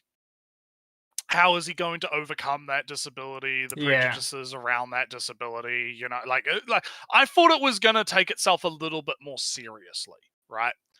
And that's kind of my issue is that it's basically just become a gag manga, right? It's essentially just become a gag show where him being blind isn't even the gag. It's like the gag is just he loves his like arranged marriage girlfriend and she loves him and there's big they're so he speaks so fancy and pantsy and all so lovey-dovey and whatnot. The teacher shows up, his new teacher has been chosen and he's like a generic like cool guy, sleeps, he does all the research, big research man, and he's super dark and edgy and cool. But he's actually he keeps insulting the guy, but he's not, you know, he actually ends up liking him in the end, and I'm not into it. I'm sure if someone who's into more like the comedy side of it, right? I am sure that such you know people into that kind of comedy stuff would like this, right? It definitely. I could see the appeal, just not what I'm into. And the humor doesn't really land for me either. And that's always the problem with a lot of comedy-related stuff, right? Is the humor's either going to land or it's not, right? So for me, it's not landing. So I'm just going to be like, yep, nope, I'm out. Yep. I'm out. It's gone. We're done. Gone. Delete it. Yep, it's gone. I'll talk about my Tom Dressing Boy real quick. In that last episode's brother comes from America and he doesn't know that she's dressing like a boy. And there isn't much in the way of a conflict in there other than that he's a bit presumptuous. I suppose it kind of does feel like it's from another era. Like it was written 20 years ago, where the older brother has the authority to tell a younger sister, "No, you should dress like this, and you're coming with me next holiday or something," right? I command you as an older brother to be home next Christmas. I don't know if that really would fly 20 years ago, 30 years ago, probably. But it sure is kind of odd for people with smartphones to demand that from a sibling. But there wasn't much in the way of her getting outed for being a girl by the brother. Was less of a deal than I kind of would expected it to be. Besides the fact that the older brother is kind of demanding that if the athlete guy that she likes doesn't win in something, then she has to come home. Another presumptuous part of him. He doesn't because he was out of it, depressed about and not wanted to quit, like in the first episode. Only regained the will to do this again, like episode and a half ago. So no, he didn't really win, but she's still here. So whatever, brother. In the criticism, I didn't get my my range of bad boys for the vying for the attention of the girl.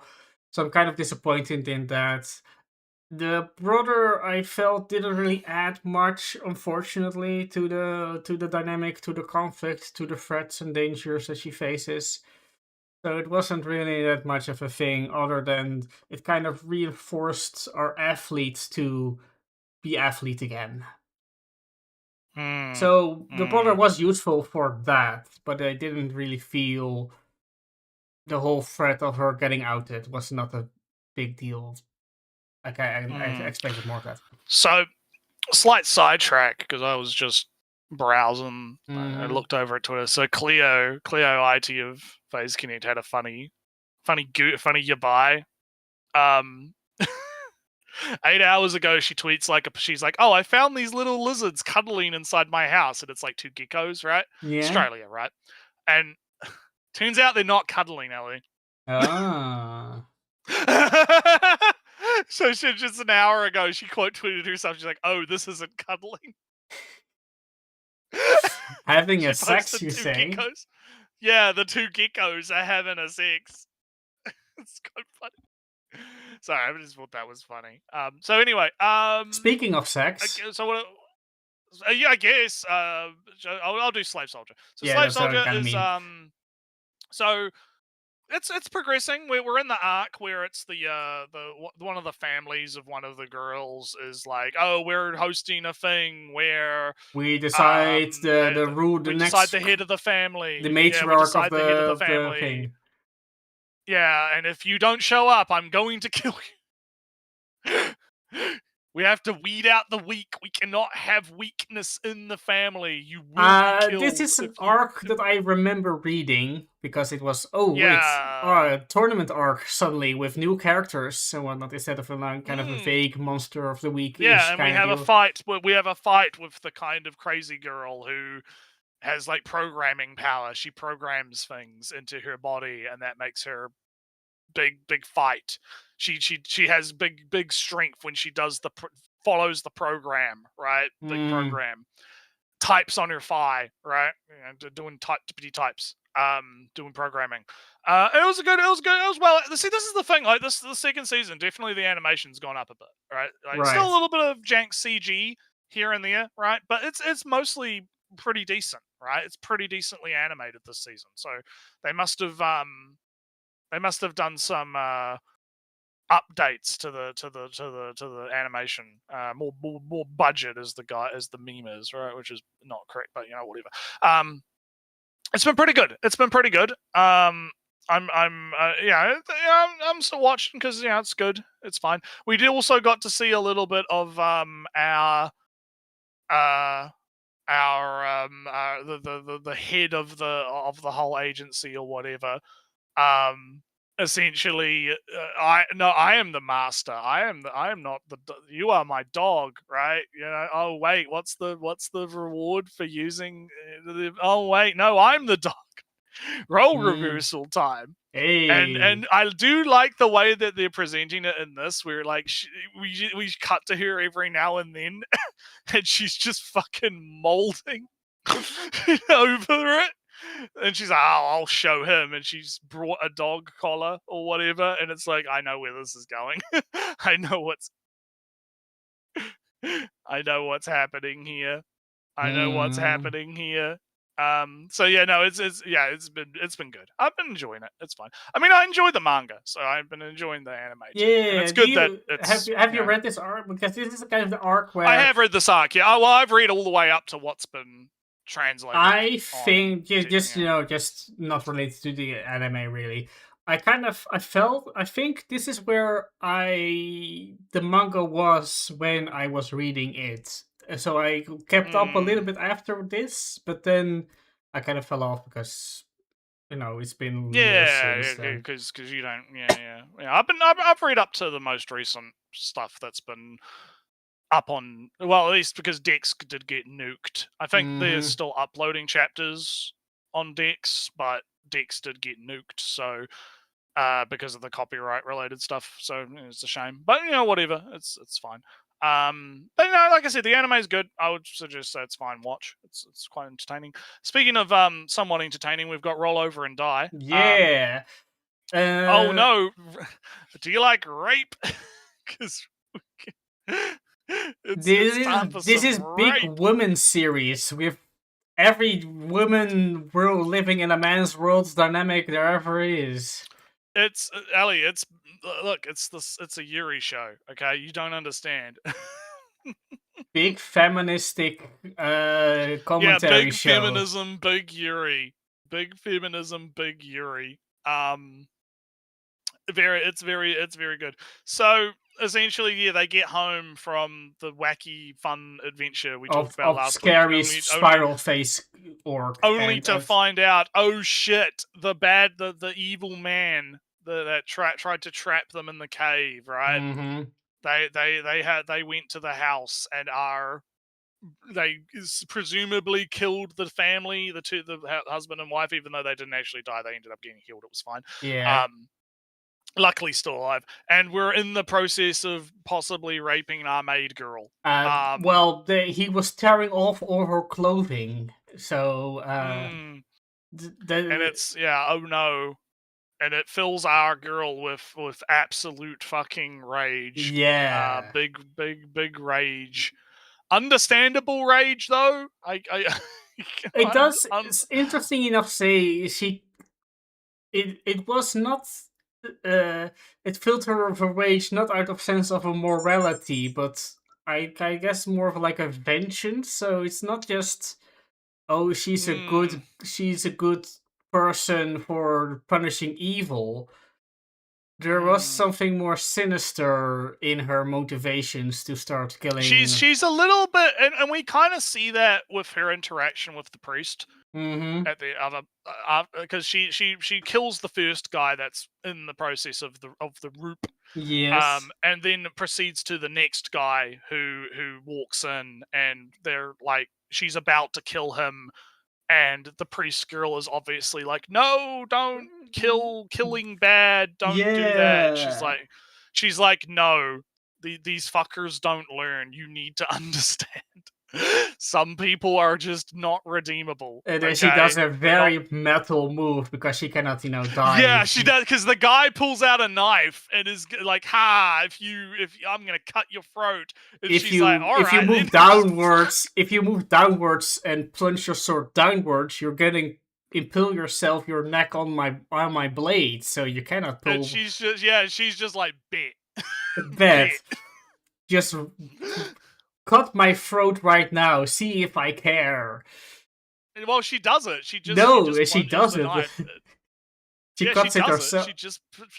She pushes the knife right into her throat, and the guy's like, "Yo, what the fuck? No, please, don't kill. No, please." And then he dies. And I did like the touch where she's like, having him beg for his life was kind of weird. again, she's not. I like that she's not like goody two shoes about No, this, right? She does have that. She's got that dark streak in her, right? Yes. She likes the catharsis, right? She's into the catharsis of the revenge slash, getting one ups on the bad guys, right? Very good, very good. And of course, the priest girl is a bit more disappointed slash not really into it, right? Which again, she's a priest girl, understandable. She even like gives the bad guys a burial, and even the husband and wife is like, your prayers are wasted on the wicked, right? Yeah. Type thing. Which I think it's an interesting kind of morality type discussion. But we also get a lot of our big Yuri, master, I'm sorry, the clothes that you got for me were ripped. I don't give a fuck about that, you dumb bitch. I care about you. What do you mean you care about me? No one should care about me. Big, This big women in society vibe. Big role of women. I don't even think it's big woman in society. It's big Yuri. It's big Yuri vibe, Ellie. This is Yuri shit. This is how could you love me? Oh no, why do you care about me, master? Oh no. Oh, because again, this is the women love this emotional shit, right? It's not the physical slapping clams together, right? Rubbing the clits, right? They're not the physical. It's not the because this is a typical thing, right? Men are more physical orientated. We like the sex, right? The big sex, big fucking, big boobs bouncing around. Physicality, right? A lot of woman fiction, right? This is an ecchi show for women, is what I'm saying, right? This is an ecchi show for women because they're into the big emotionals. Oh, you love me, I love you. Big how could you love me? I'm disgusting. Because the slave girl has like trauma from past slave owners, right? And big. It's not just this is later in the episode, right? But like, I'm just even with the scar, without the scars, I would still be ugly. I'm ugly, because that's what she's been told, right, over and over again. And our girl is like, "No, you're beautiful to me. I'm my love for you is not so surface level." They eat that. A lot of the romance novels, right? The big. It's not just the bull's got the big bull penis, right? Those trashy novels, right? A lot of those are not just that, right? That's part of it, don't get me wrong. But a massive part of those novels is that emotional build-up connection type stuff, right? Big emotions happening. And so to me, I look at this and I'm like, yeah, this is ecchi for women. This is ecchi for women. This is a fucking teen love novel written as a manga. I kind of want to move on because we're kind of mixing all the emotional scenes together. But, I am talking about because there's two that happen. They do that kind twice this episode. Semi-beginnings and end. But in around the halfway mark, maybe earlier, maybe later. There is the little bit where the heroes' party is bickering again. Yeah, there's the big, yeah. And you can't even do the teleport right, you dumb bitch. And it's kind of interesting that asshole mage who made our girl disappear so he could fuck the other girl alone, so she's isolated. Very very Chad move, of course. Is annoyed at the girl. Very Andrew Tate of him, one would say. But then, alright, and of course, now she's alone, isolated, she's insecure and messing up and insecure, and then she's getting blamed for being insecure, etc. What's interesting is that that after the teleport happened, the big priest girl blames the girl for being insecure after blue-haired asshole mage separated the two of them. So it's kind of a sort of semi-victim blaming. And part of it is because you see the interaction with the archer guy and the priestess as well, where she's kind of like look, she just wants to final solution the demons, okay? She needs to Yeah. like, doesn't really give a fuck about anything else outside of final solutioning the demons. That may or may not actually be as bad as they appear. Yeah, because right after we get Right the after part- that, right after that, we get an introduction to the Lolly Demon. in name only, The apparently. In name only, yeah, because there's not actually a demon. That's just them, right? And so, and they're kind of just we get kind of the introduction to their characters and how they kind of interact with each other and how it's all kind of like, yeah, we have to we're trying to get the humans to realize that we don't actually want to. We don't really want a war. We're just having a tea party right now. We're just having a casual dinner with a dessert at the end, and we're chatting about. And I do quite like the succubus girl because she's like, okay, I've got something important to show you, and it's like the flower, and the guy's like, what the fuck is that? It's like, no. Sorry. Here's this ominous orb. That's actually the thing I want to show. Yeah, the actual. Oh wait, Flam destroyed the orb. How the fuck best to keep her away from the seal before she reverses the seal. Yeah. What the fuck is the seal? What the fuck is the seal? Who knows? Ooh. Right? Like, well, again, this is like there's interesting things going on, right? There is some intrigue here because you've got the church obviously up to some fucked shit. Absolutely evil church. They're playing around. They're playing around with like power that they shouldn't be fucking playing around with, right? Monopolizing, denying you, monopolizing the herbs, right? Like the herbal medicines, for reasons unknown, right? Like there's some interesting. That's why this show is not on the chopping block in comparison to the other shows, right? Mm-hmm. Is like there is some interesting stuff going on here that makes it different and unique, right? Kind of like what our Video Man was complaining about. Yeah, shows not being unique and interesting. Well, look, here's a show that is unique and interesting. It is doing some different things. The fantasy world is generic in a sense, but it is doing some interesting things within that. So anyway, I guess we can move into they drop off the medicine. They meet reporter girl who can I do have a problem here.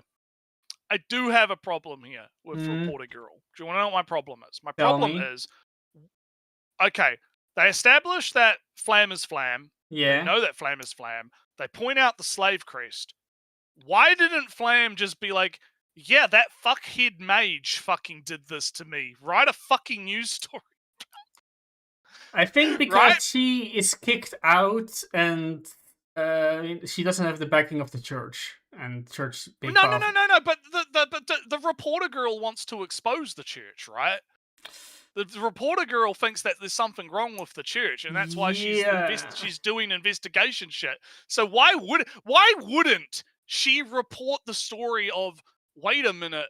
Why did that fuckhead mage do this to Flam? I think, right? suppose because she kicked her out of the party. Well, because at that point, she believed that the entire party was against her when it was just asshole mage. Yeah, but that would be the story. It would be the story of a lifetime. Oh, the fucking hero's party is filled with assholes? Scandalous, Ellie. It's so big scandal. I kind of feel it does affect the herself. The hero's party exiles one of its members to slavery. Big scandal. Headlines, drama. There was the head mage of the hero's party goes to Epstein Island.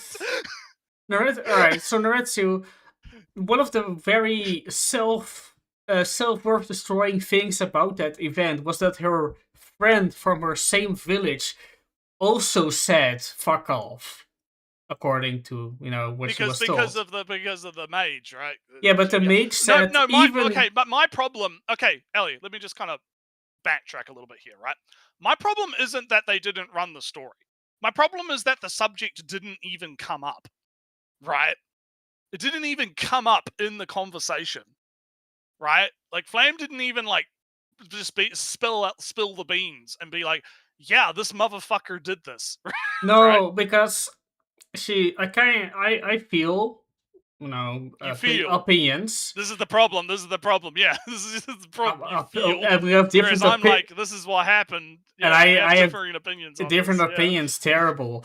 No, I Oh, feel yeah, that horrible. because the betrayal of because her stats were 0 all the time, she already felt like a drag on the party, and that she was not worthy and worth of being part of it. And then so she already got kind of the ire of the entire party for being such a lootless addition with 0 stats, while the others were could kill things she couldn't. And that so when she was told that even her friend said get out, that kind of broke her down and said, I'm not worthy to be here anyway. She almost kind of accepted herself as a lowly slave, because what other use does she have, basically. So to say that, so at that point, at her time of reporting, I feel that she doesn't really begrudge the party for kicking them her out. So the problem that we've got here is you're making a lot of assumptions to come up with your opinion, which is fine. I'm not going to say that you could be correct. Okay, my problem is, first off, that the conversation didn't happen and the reporter was not informed about like Flame just did not fucking think for a moment, hey, maybe we could actually run a story, or this could be a thing that could help me, right? What's going on here. And then the second problem is later in the episode when we meet up with our witch girl, it is then established, wait a minute, it was all the fucking that stupid virgin asshole. That stupid virgin asshole's fault. Everyone else didn't really have a say in it, right? And that kind of, again, that makes me wonder, why wouldn't I guess that, to counter my own point, Flam would be like, I don't want to harm the rest of the party, right? That's possibly why she didn't bring it up to the reporter. To me it just feels weird that wouldn't come up as a subject. So I'm cheating, and the reporter and wouldn't push, and that the reporter wouldn't push, right? Because the reporter would be like, "Yo, wait a minute, you're Flam. You have a slave crew. What the fuck happened?" So right? I'm going to cheat, Ritsu, and I'm looking at the scene as we're talking. Very cheating, I know. No. And the reporter says, so, hey, you're her. I saw you, etc. And then she says, oh, wait, that mark? So the rumors are true. So she already was aware, or there were rumors. Yeah, so there's rumors about it, but the truth of what happened. But then when she says, so the rumors are true, Flum starts covering her slave mark. I'm not, don't talk about it. And then they don't talk about it. Well, that to me is weird. Right. Sorry. It might be, weird. It's weird. I kind of maybe because they kind of are saving the scene for the next scene. Yeah. But that then becomes a writing problem, right? To me, right? It becomes my criticism is this feels like not necessarily a plot hole, but it feels like a weird way to kind of go with this, because you would assume a reporter would be like, hey, what the fuck is going on? Push for this, right? Because it would be the story of a lifetime, right? Hey, why did the heroes party sell this poor girl into because her slavery? stats were 0 all the time. She wasn't any. Yeah, well, not even that, but like the morality of it, right? It would be Ellie, you personally, you got an email by accident that proves that Elon Musk ate baby entrails on Epstein Island, right? And you're just like, I'm not gonna fucking give this to the authorities or to the journalists. I'm just gonna hold on to that. I'm just not gonna talk about that. I'm yeah. That's kind of how I feel about this. I feel like it's a little bit of a weird, illogical way that this would go. I feel And again, it's not like it's a minor thing, right? It's a minor thing. Yeah, we're talking a I'm lot, not but making it. it's Yeah, we're talking a minor lot thing. about it, but that's just because we have disagreements about it. Like in Mm. the grand scheme of the show, to me, it's just like a little kink, right? It's a little thing where I'm just like, I don't believe this, right? Alright. Suspension of disbelief has kind of been broken. But Yeah, moving along, right? So yeah, we get introduced to Reporter Girl. The wife is cured. It's all good. Reward. Oh, we'll give you a house. Here's a house. Oh, wait, Yeah. there's someone living in the house already because everything's too clean and tidy and whatnot. And, maintained. who could it be? Who could it be? It's the witch girl from the hero's party. Oh, wait a minute. And then the establishment of It was just that the guy's one a fucking asshole. yeah. That fucking virgin motherfucker. And that's also, I believe, why the witch girl left as well. Mm. Assumedly, I guess. I don't know if we've confirmed why witch girl is at the house and not with the hero's party. Guess we'll find out. But of course, witch girl is also creating an antidote for the poison stuff, toxin thing on the face. Well, she could. of She girl. was asked to, and she did, and she could, and it's going to Yeah, happen. and that led to the second Emotional lovey-dovey scene that we already kind of went over. I Yep. do like the whole I don't know if you caught the symbolism of like the universe, right? Like viewing like the girl as like from the perspective of her whole universe now revolves around Flam, right? Mm. In a sense, and that's kind of that's how I interpreted the symbolism of the universe showing up, right? It's kind of like those two are each other's entire universe at this point, right? Although Noretsu, the show is not afraid to go a little bit dark.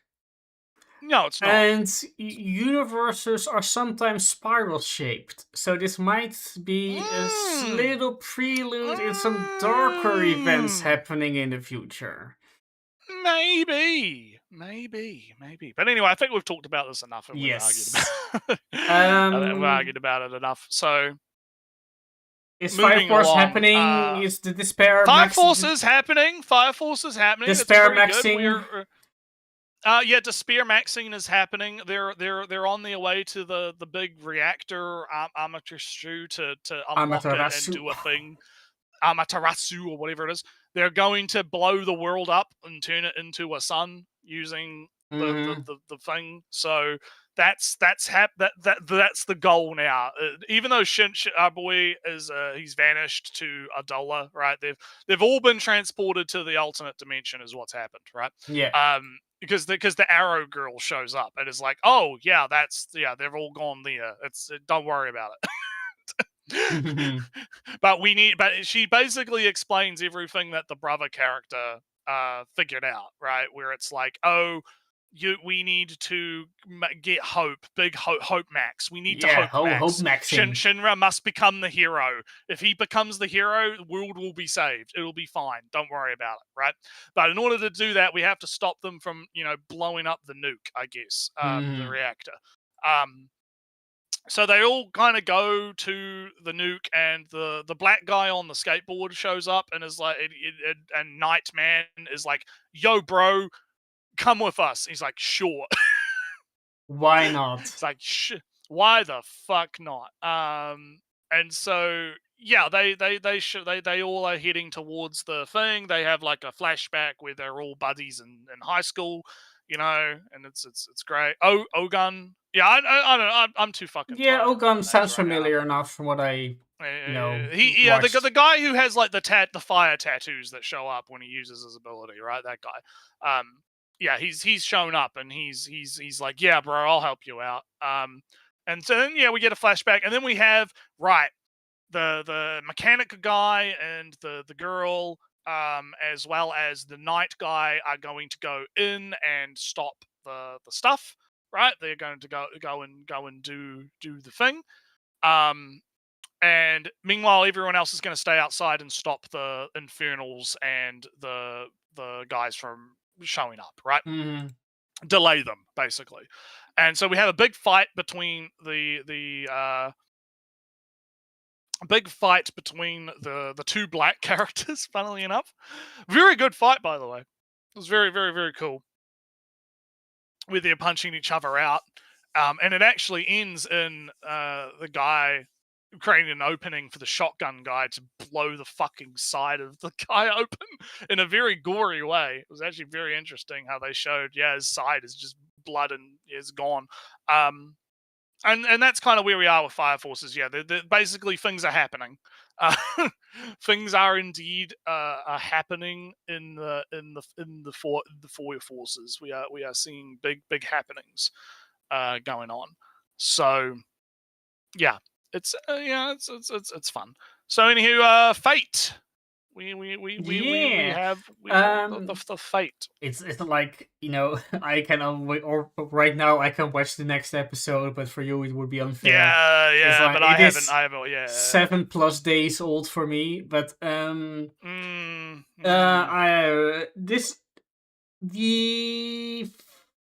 episode itself became a little bit more complicated. You kind of lost the plot a little bit with all the mechanics and whatnot. What's going on? That Hercules was like, all right, evil magic mafia man summons Hercules. Hercules is like, fuck you, I'm not going to do that. And then he goes, humans are despair maxing. Go despair maxing, Hercules. Yeah. He uses all of his command seals to completely fucking make Hercules depressed. It's so funny. Get black-pilled. Yeah. By the power of the command seals, I command you, become... I command you to go and read Black Pill Reddit r/Black Pill. And then he does. And then he does. That would be like what's the name of the remember the Phantasma fucking the side series where it's like gags. Yeah. That would be the gag. That would be the gag. I command you to read Pole. I command you to read r/incels. I command you. Okay, but yeah, so basically that happens, and then that's how he essentially corrupts Hercules into becoming Achilles or whatever. Man, Hercules always has a fucking rough fate, doesn't he? He always has a fucking rough. He was Berserker, and that kind of fits with his legends also. But he was like a cool dude with lightning across his skin, and he looked very powerful and big. And now he's just, doomer pilled and yeah, he has become thing. And we also how do you have so much magical power? Well, I have some 2,500 was it 25 or it was like 25k people. 2,633 people. Yeah. It's fucking great. See, I love Fate. Fate's funny like that, just casually. Yeah, I'm sacrificing 25k people to fucking do this. It's fine. Don't worry about it. And after that, we get hey kid with no name, no past, no future. Let's see if you have summoned the Observer. The Observer summon. But also you are now going to become a Lancer of a legend. Yeah. And what I kind of suspect, Naretsu, is all of the people that have come with the Watcher are all Lancers in some way or another. Kind of feels that way, yeah. Just because you got your Captain Ape from the White Whale, and that's he has big harpoons, so that's Lancer energy. That's a lance. Yeah. Other characters I don't necessarily know. I think one of them is like Troy, and I guess some Greek hero, and he would probably some of them. I don't know if Emilia Earlhart or whatever her name is. The one of her, she has a plane and disappeared, right? Yeah. The one in the Bermuda disappeared in the Bermuda Triangle or something. I don't know how she's a Lancer in particular, but I guess you can use a plane as a spear, I suppose. Just ram yourself. I mean, Fate likes to play around with that kind of shit all the time, so it kind of makes sense. Whatever. I think that he will become an amalgamation or a fusion of one of these Lancers, or that's kind of the deal with him, that he's getting partial powers of everybody or becomes one of them wholly. That will be his deal. But Naretsu, let's talk about best boy or girl or whatever. Both? Neither? Who knows? It. Pronouns it, them. Soul, whatever. Because you can say. So this character's fucking great because they're like, hey, who would be the best thing to summon, Ellie? What would be the greatest summon ever? Myself. Me. I'll summon me. Now there's two. This is getting out of hand. Now there's two of them. And I can assure. I gotta admit, it's a funny idea. It's a funny idea. I like it. It's cool. I'll just summon myself, and we're gonna do Holy Grail shit ourselves because we can. For unknown goals or reason. Yeah, I'm not completely sure what her final goal is, other than some chaos. Oh man, I'm sorry. I'm remembering there was a meme going around. Do you remember when the VTuber ovulation fucking website was going around? And I can't remember which Phase Connect member it was. I think, was it Jelly? I can't remember. One of them was like spitting bars and said something along the lines of cycles ambiguous, pussy mysterious, or something. That's this character. Cycles ambiguous, pussy mysterious. I never went on that or really knew this. It was a funny meme. It was great. It was really good. Cycles, yeah. But so basically, yeah, that's this character summed up. Just fucking pure chaos, right? Pure chaos. Pure funny yeah, chaos. But so they have their own goals and motivations that are unclear if they really match or matter. There's a bit where we have got our Falgius, who has the assassin, is talking to our caster, we have to differentiate between fake caster and real caster, and the real caster master and the fake caster master, etc. So, alright, so the caster master we're talking about has a conversation with Falgius, the master of the real assassin, about how our assassin guy, his goal is to take down the third magic to Magecraft. I don't know if you know, the lore in Naretsu is that magic is miracles, basically. And Magecraft is what we know and can do.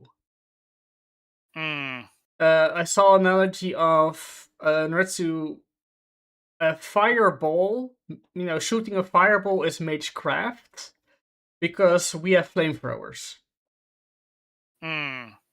But if me teleporting is magic. But me flying is Magecraft, because I can put on a jetpack and fly. So that's it's some complicated mumbo jumbo lore bullshit. Yeah, and I don't the third magic is something like eternal immortality or infinite energy, something. I could look it up. Third. Well, for the purposes of conversation, I don't think it really matters too much. Like the TLDR is Strange Fake is great. It's good. I mean, we haven't even talked about the we've got Cancer Girl and whatever the fuck she summoned. Whatever the fuck that is now engulfing the entirety of the fucking city. So that's gonna be fun. So yeah. Anyway, I guess we'll move on, It's 'cause, immortality. yeah, I remember it correctly from years ago. Third magic is yeah, immortality. or whatever. Yeah. So anyway, moving on. Yeah, new 'cause, yeah, slides. Fate's good. New slide. What do we got on the new slide? We've only got a few shows left, I think. I can start in the middle. Nerdsu, it was funny. Yeah, it was funny. There you go. Done. Moving on. Next. Status update. Kind of. Yeah. So anyway, Furin, I guess. That was good. Good. The date happened. Date happened. good. It was kind of funny for us, not so much for the characters in the show. That Yeah, Fern but was it looking was- like, oh, I would like this, but no, Stark. Oh, Stark, no. I have a schedule to Stark meet. is a dense motherfucker. Who Stark- cannot. Which is, I mean, it's understandable that he's a dense motherfucker because of, he was brought up by the Dense warrior guy. It's not motherfuckers. like he's not gonna get taught. Also, he was the kind of subtleties. given a strict schedule, almost an order of Well, things. he's not gonna understand the subtleties of Waman, right? Mhm. Reading the Waman signals, right? He's not good at that, right? He's not very good. But so the basic gist of it is that the date was kind of not great, but at the same time, Farron is still happy because Stark racked his brain. Even if he cheated and asked Farron, and it didn't end up being, because she wanted it to be very him, right? More about like what would he do, right?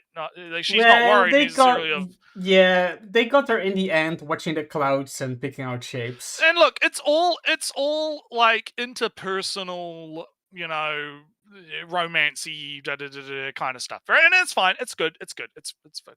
Moving along. Mhm. But going to the northern region, big monsters. Oh boy, everything's harder. We're gonna have to get better. We're gonna have to fucking get good, right? It's time to get good. Things are harder.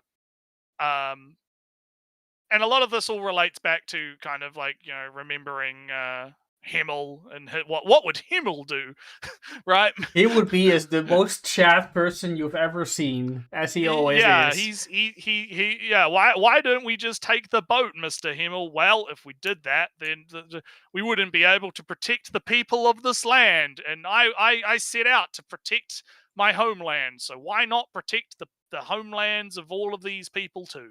Big Giga Chad man. Who's a Giga Chad? Because he's a I mean, fair enough, right? It's cool. It's fine. It's good. So yeah, that fair. It's interesting because there's not really a whole lot to talk about, but it is good. It's kind of like it's more Farron. Farron is good. What else can you really say about it other than it's good. Oshi time. Yes. Big things happening in Oshi. Yeah, one of the big turning points that I was looking forward to happened. There is Aqua. Aqua's world is crashing down. Yay! Yeah, I'm so happy. Oh no, the piece is the piece. Yeah, I'm so happy. Watching this guy have a mental breakdown, hit the girl that he actually likes, but in his psychosis, realizing that he's fucked up. I'm so happy about this, Alex. I am so glad about this development. So the TLDR is, their dad's not dead. You didn't fucking consider, maybe that woman a hoe, right? That woman Epstein, as we're going to make the joke, because she was older, and he was 15. Yeah. Oh well, no. Okay, I'm talking about the girl because remember he had the DNA test and thought that the father was the other guy. Yeah, but that means that the mother, who is twice his age, or somewhat around that, right? Was the mother of. Oh, actually, well, would depend on the timeline, I guess. I don't know, but anyway, the TLDR is that woman a hoe. Mm-hmm. Other person might be the dad. Wait a minute, if that's true, fuck, my revenge is not done. Oh shit, No. the dark stuff. Every happy moment that I ever had in this while I was living a lie was wasted time. The dark star is returning into his eye. He hasn't had a star in a lot of the scenes in the most recent episodes, has he, Ellie? He hasn't really hasn't really had much of a star in his eye. But now, oh no, big dark star energy beginning. Dark Star Ruby, Dark Star Aqua team up are gonna happen. Gonna be fun. And so essentially, yeah, he meets up with the ex-producer guy who's been helping Ruby, kind of feeding her ideas, right? And he's like, oh, why don't you just fucking come back, right? Why don't you just fucking come back? I got a murder to do. I got my own murder to do, and he's like, Aqua's like, no, don't worry about it, it's fine. He's like, no, you don't understand. And he's like, oh fuck, I don't understand. And while this is happening, you've got what is it, Anna, the blue-haired girl? She's at a movie thing. Akane, yeah. Yeah, Akane, big movie premiere, big movie thing. Oh, she gets an award, right? Big thing. Oh, there's these flowers, white flowers from mysterious guy who shows up every now and then. He always gives us flowers. Literally, he walks past her, and she's like, "Wait a minute, that guy kind of looks like Aqua." I won't think about that right now. And then later on, they're like, "Oh, who's this guy? Oh, he's the guy that worked at the company and was a big actor guy. He was very cool. He did actor. He had massive talent. He had similar eyes to your eyes, right? Eyes that can deceive and do captivate. And do we have any footage of this guy?" Goes to find footage. Holy shit! He looks like Aqua. Oh no, it's him. It's the guy. Big reveal. Hikaru, Kamiki Hikaru. Wait a minute. He's only 15 and she was 16. Teen. Oh no! Teen pregnancies. Ellie, it's Diddy Epstein show. Nah, no! Underage people doing Diddy Epstein. Oh no! Oh no! That's boring. What are you gonna do? One slightly lesser hype moment I was looking forward to. Ruby going, "Oh yeah, I planned it all actually." Yeah, I knew she was going to complain on Twitter. I knew that he was going to mess up. I was just... I'm not actually her friend. I fucking hate her. Fuck. She's going to the assistant directors. I'm just going to... I'm going to go straight to the top. Yeah. And it works too.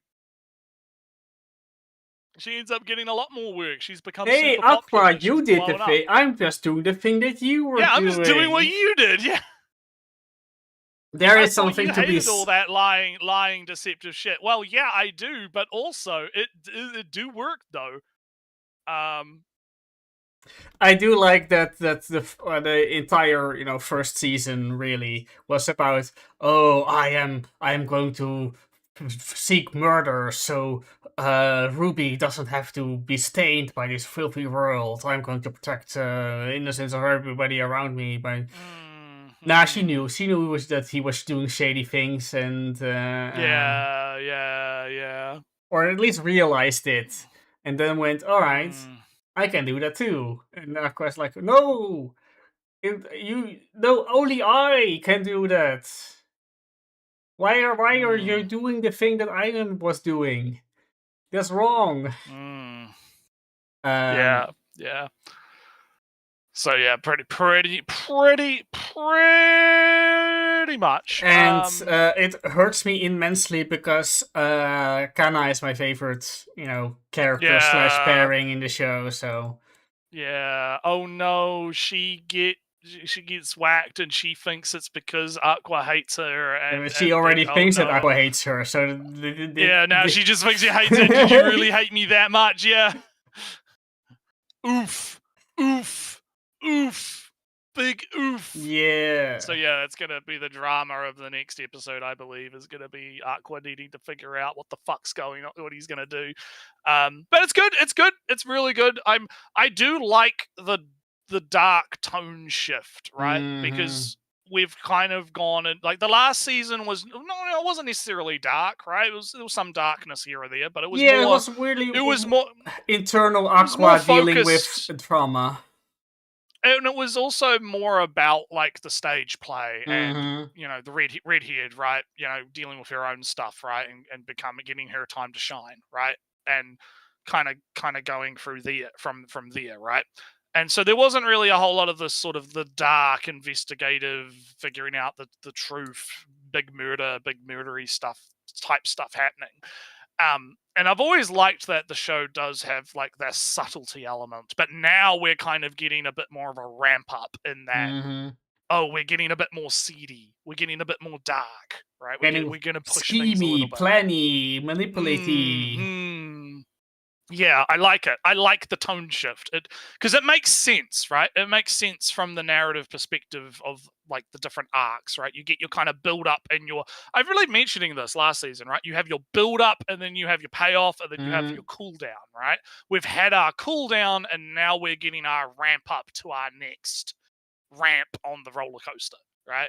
It's gonna be very interesting. Yeah, So, yeah, because that. just Yeah, in I'll let you in go. general arcs, I suppose, right? You got your first season, and they're just starting, don't know what they're doing, barely getting their foot in the doors, making mistakes and being unnoticed for a while. Then, all right, getting a gig, becoming an actual idol, releasing a music video, appearing on a show here and there sometimes, but more often than not. And now we're Yeah. full in industry, interviews, Yeah. shows, awards, programs, Stage plays, big things, repeated stage acting. plays. We're getting real. We're working here, and as soon as we're really working here, we're getting connections. We're getting influence. We're getting deals and backroom deals and manipulations. And I'm picking you, and you're quitting your job, and you're now working for me, and you owe me, and I'm going to have a favor for that guy. That's all. We're getting really in the industry right now. Yes, and with that becomes a more gritty adult things happening. The fun high school tests are over. It's industry time. Yes. So yeah, yeah, fun times. So I guess that just about wraps us up for today. It's been Yeah, fun. I just wanted to nice, quickly. I just wanted to show that. Oh, I have to refresh Oh, this. yep. No, it's the old Discord image. Yeah, sure. You want to bring up your Helldivers, your Helldivers memes. Copy image. Funny Helldivery. Oh no, it's not working. No. I have to. It was a link, I suppose, that I. Come on. Yeah, you need the actual image or whatever. Heck. Never mind. I don't care anymore. Whatever, it's broken. But anyway, yeah, I guess we'll catch you guys next week. Maybe we'll do a longer one next week. I don't know. It depends on how we feel. Oh, all right, I suppose. Oh, is it working? Here's Helldiver Hey, Man. Look, the automatons fighting bravely against the evil Helldiver Man. Against young Helldiver. Yeah. And that's the thing that's happening right now. Yeah, good for them. So anyway, I guess we'll catch you next week then. We'll see you guys next time. Later. Yeah, bye.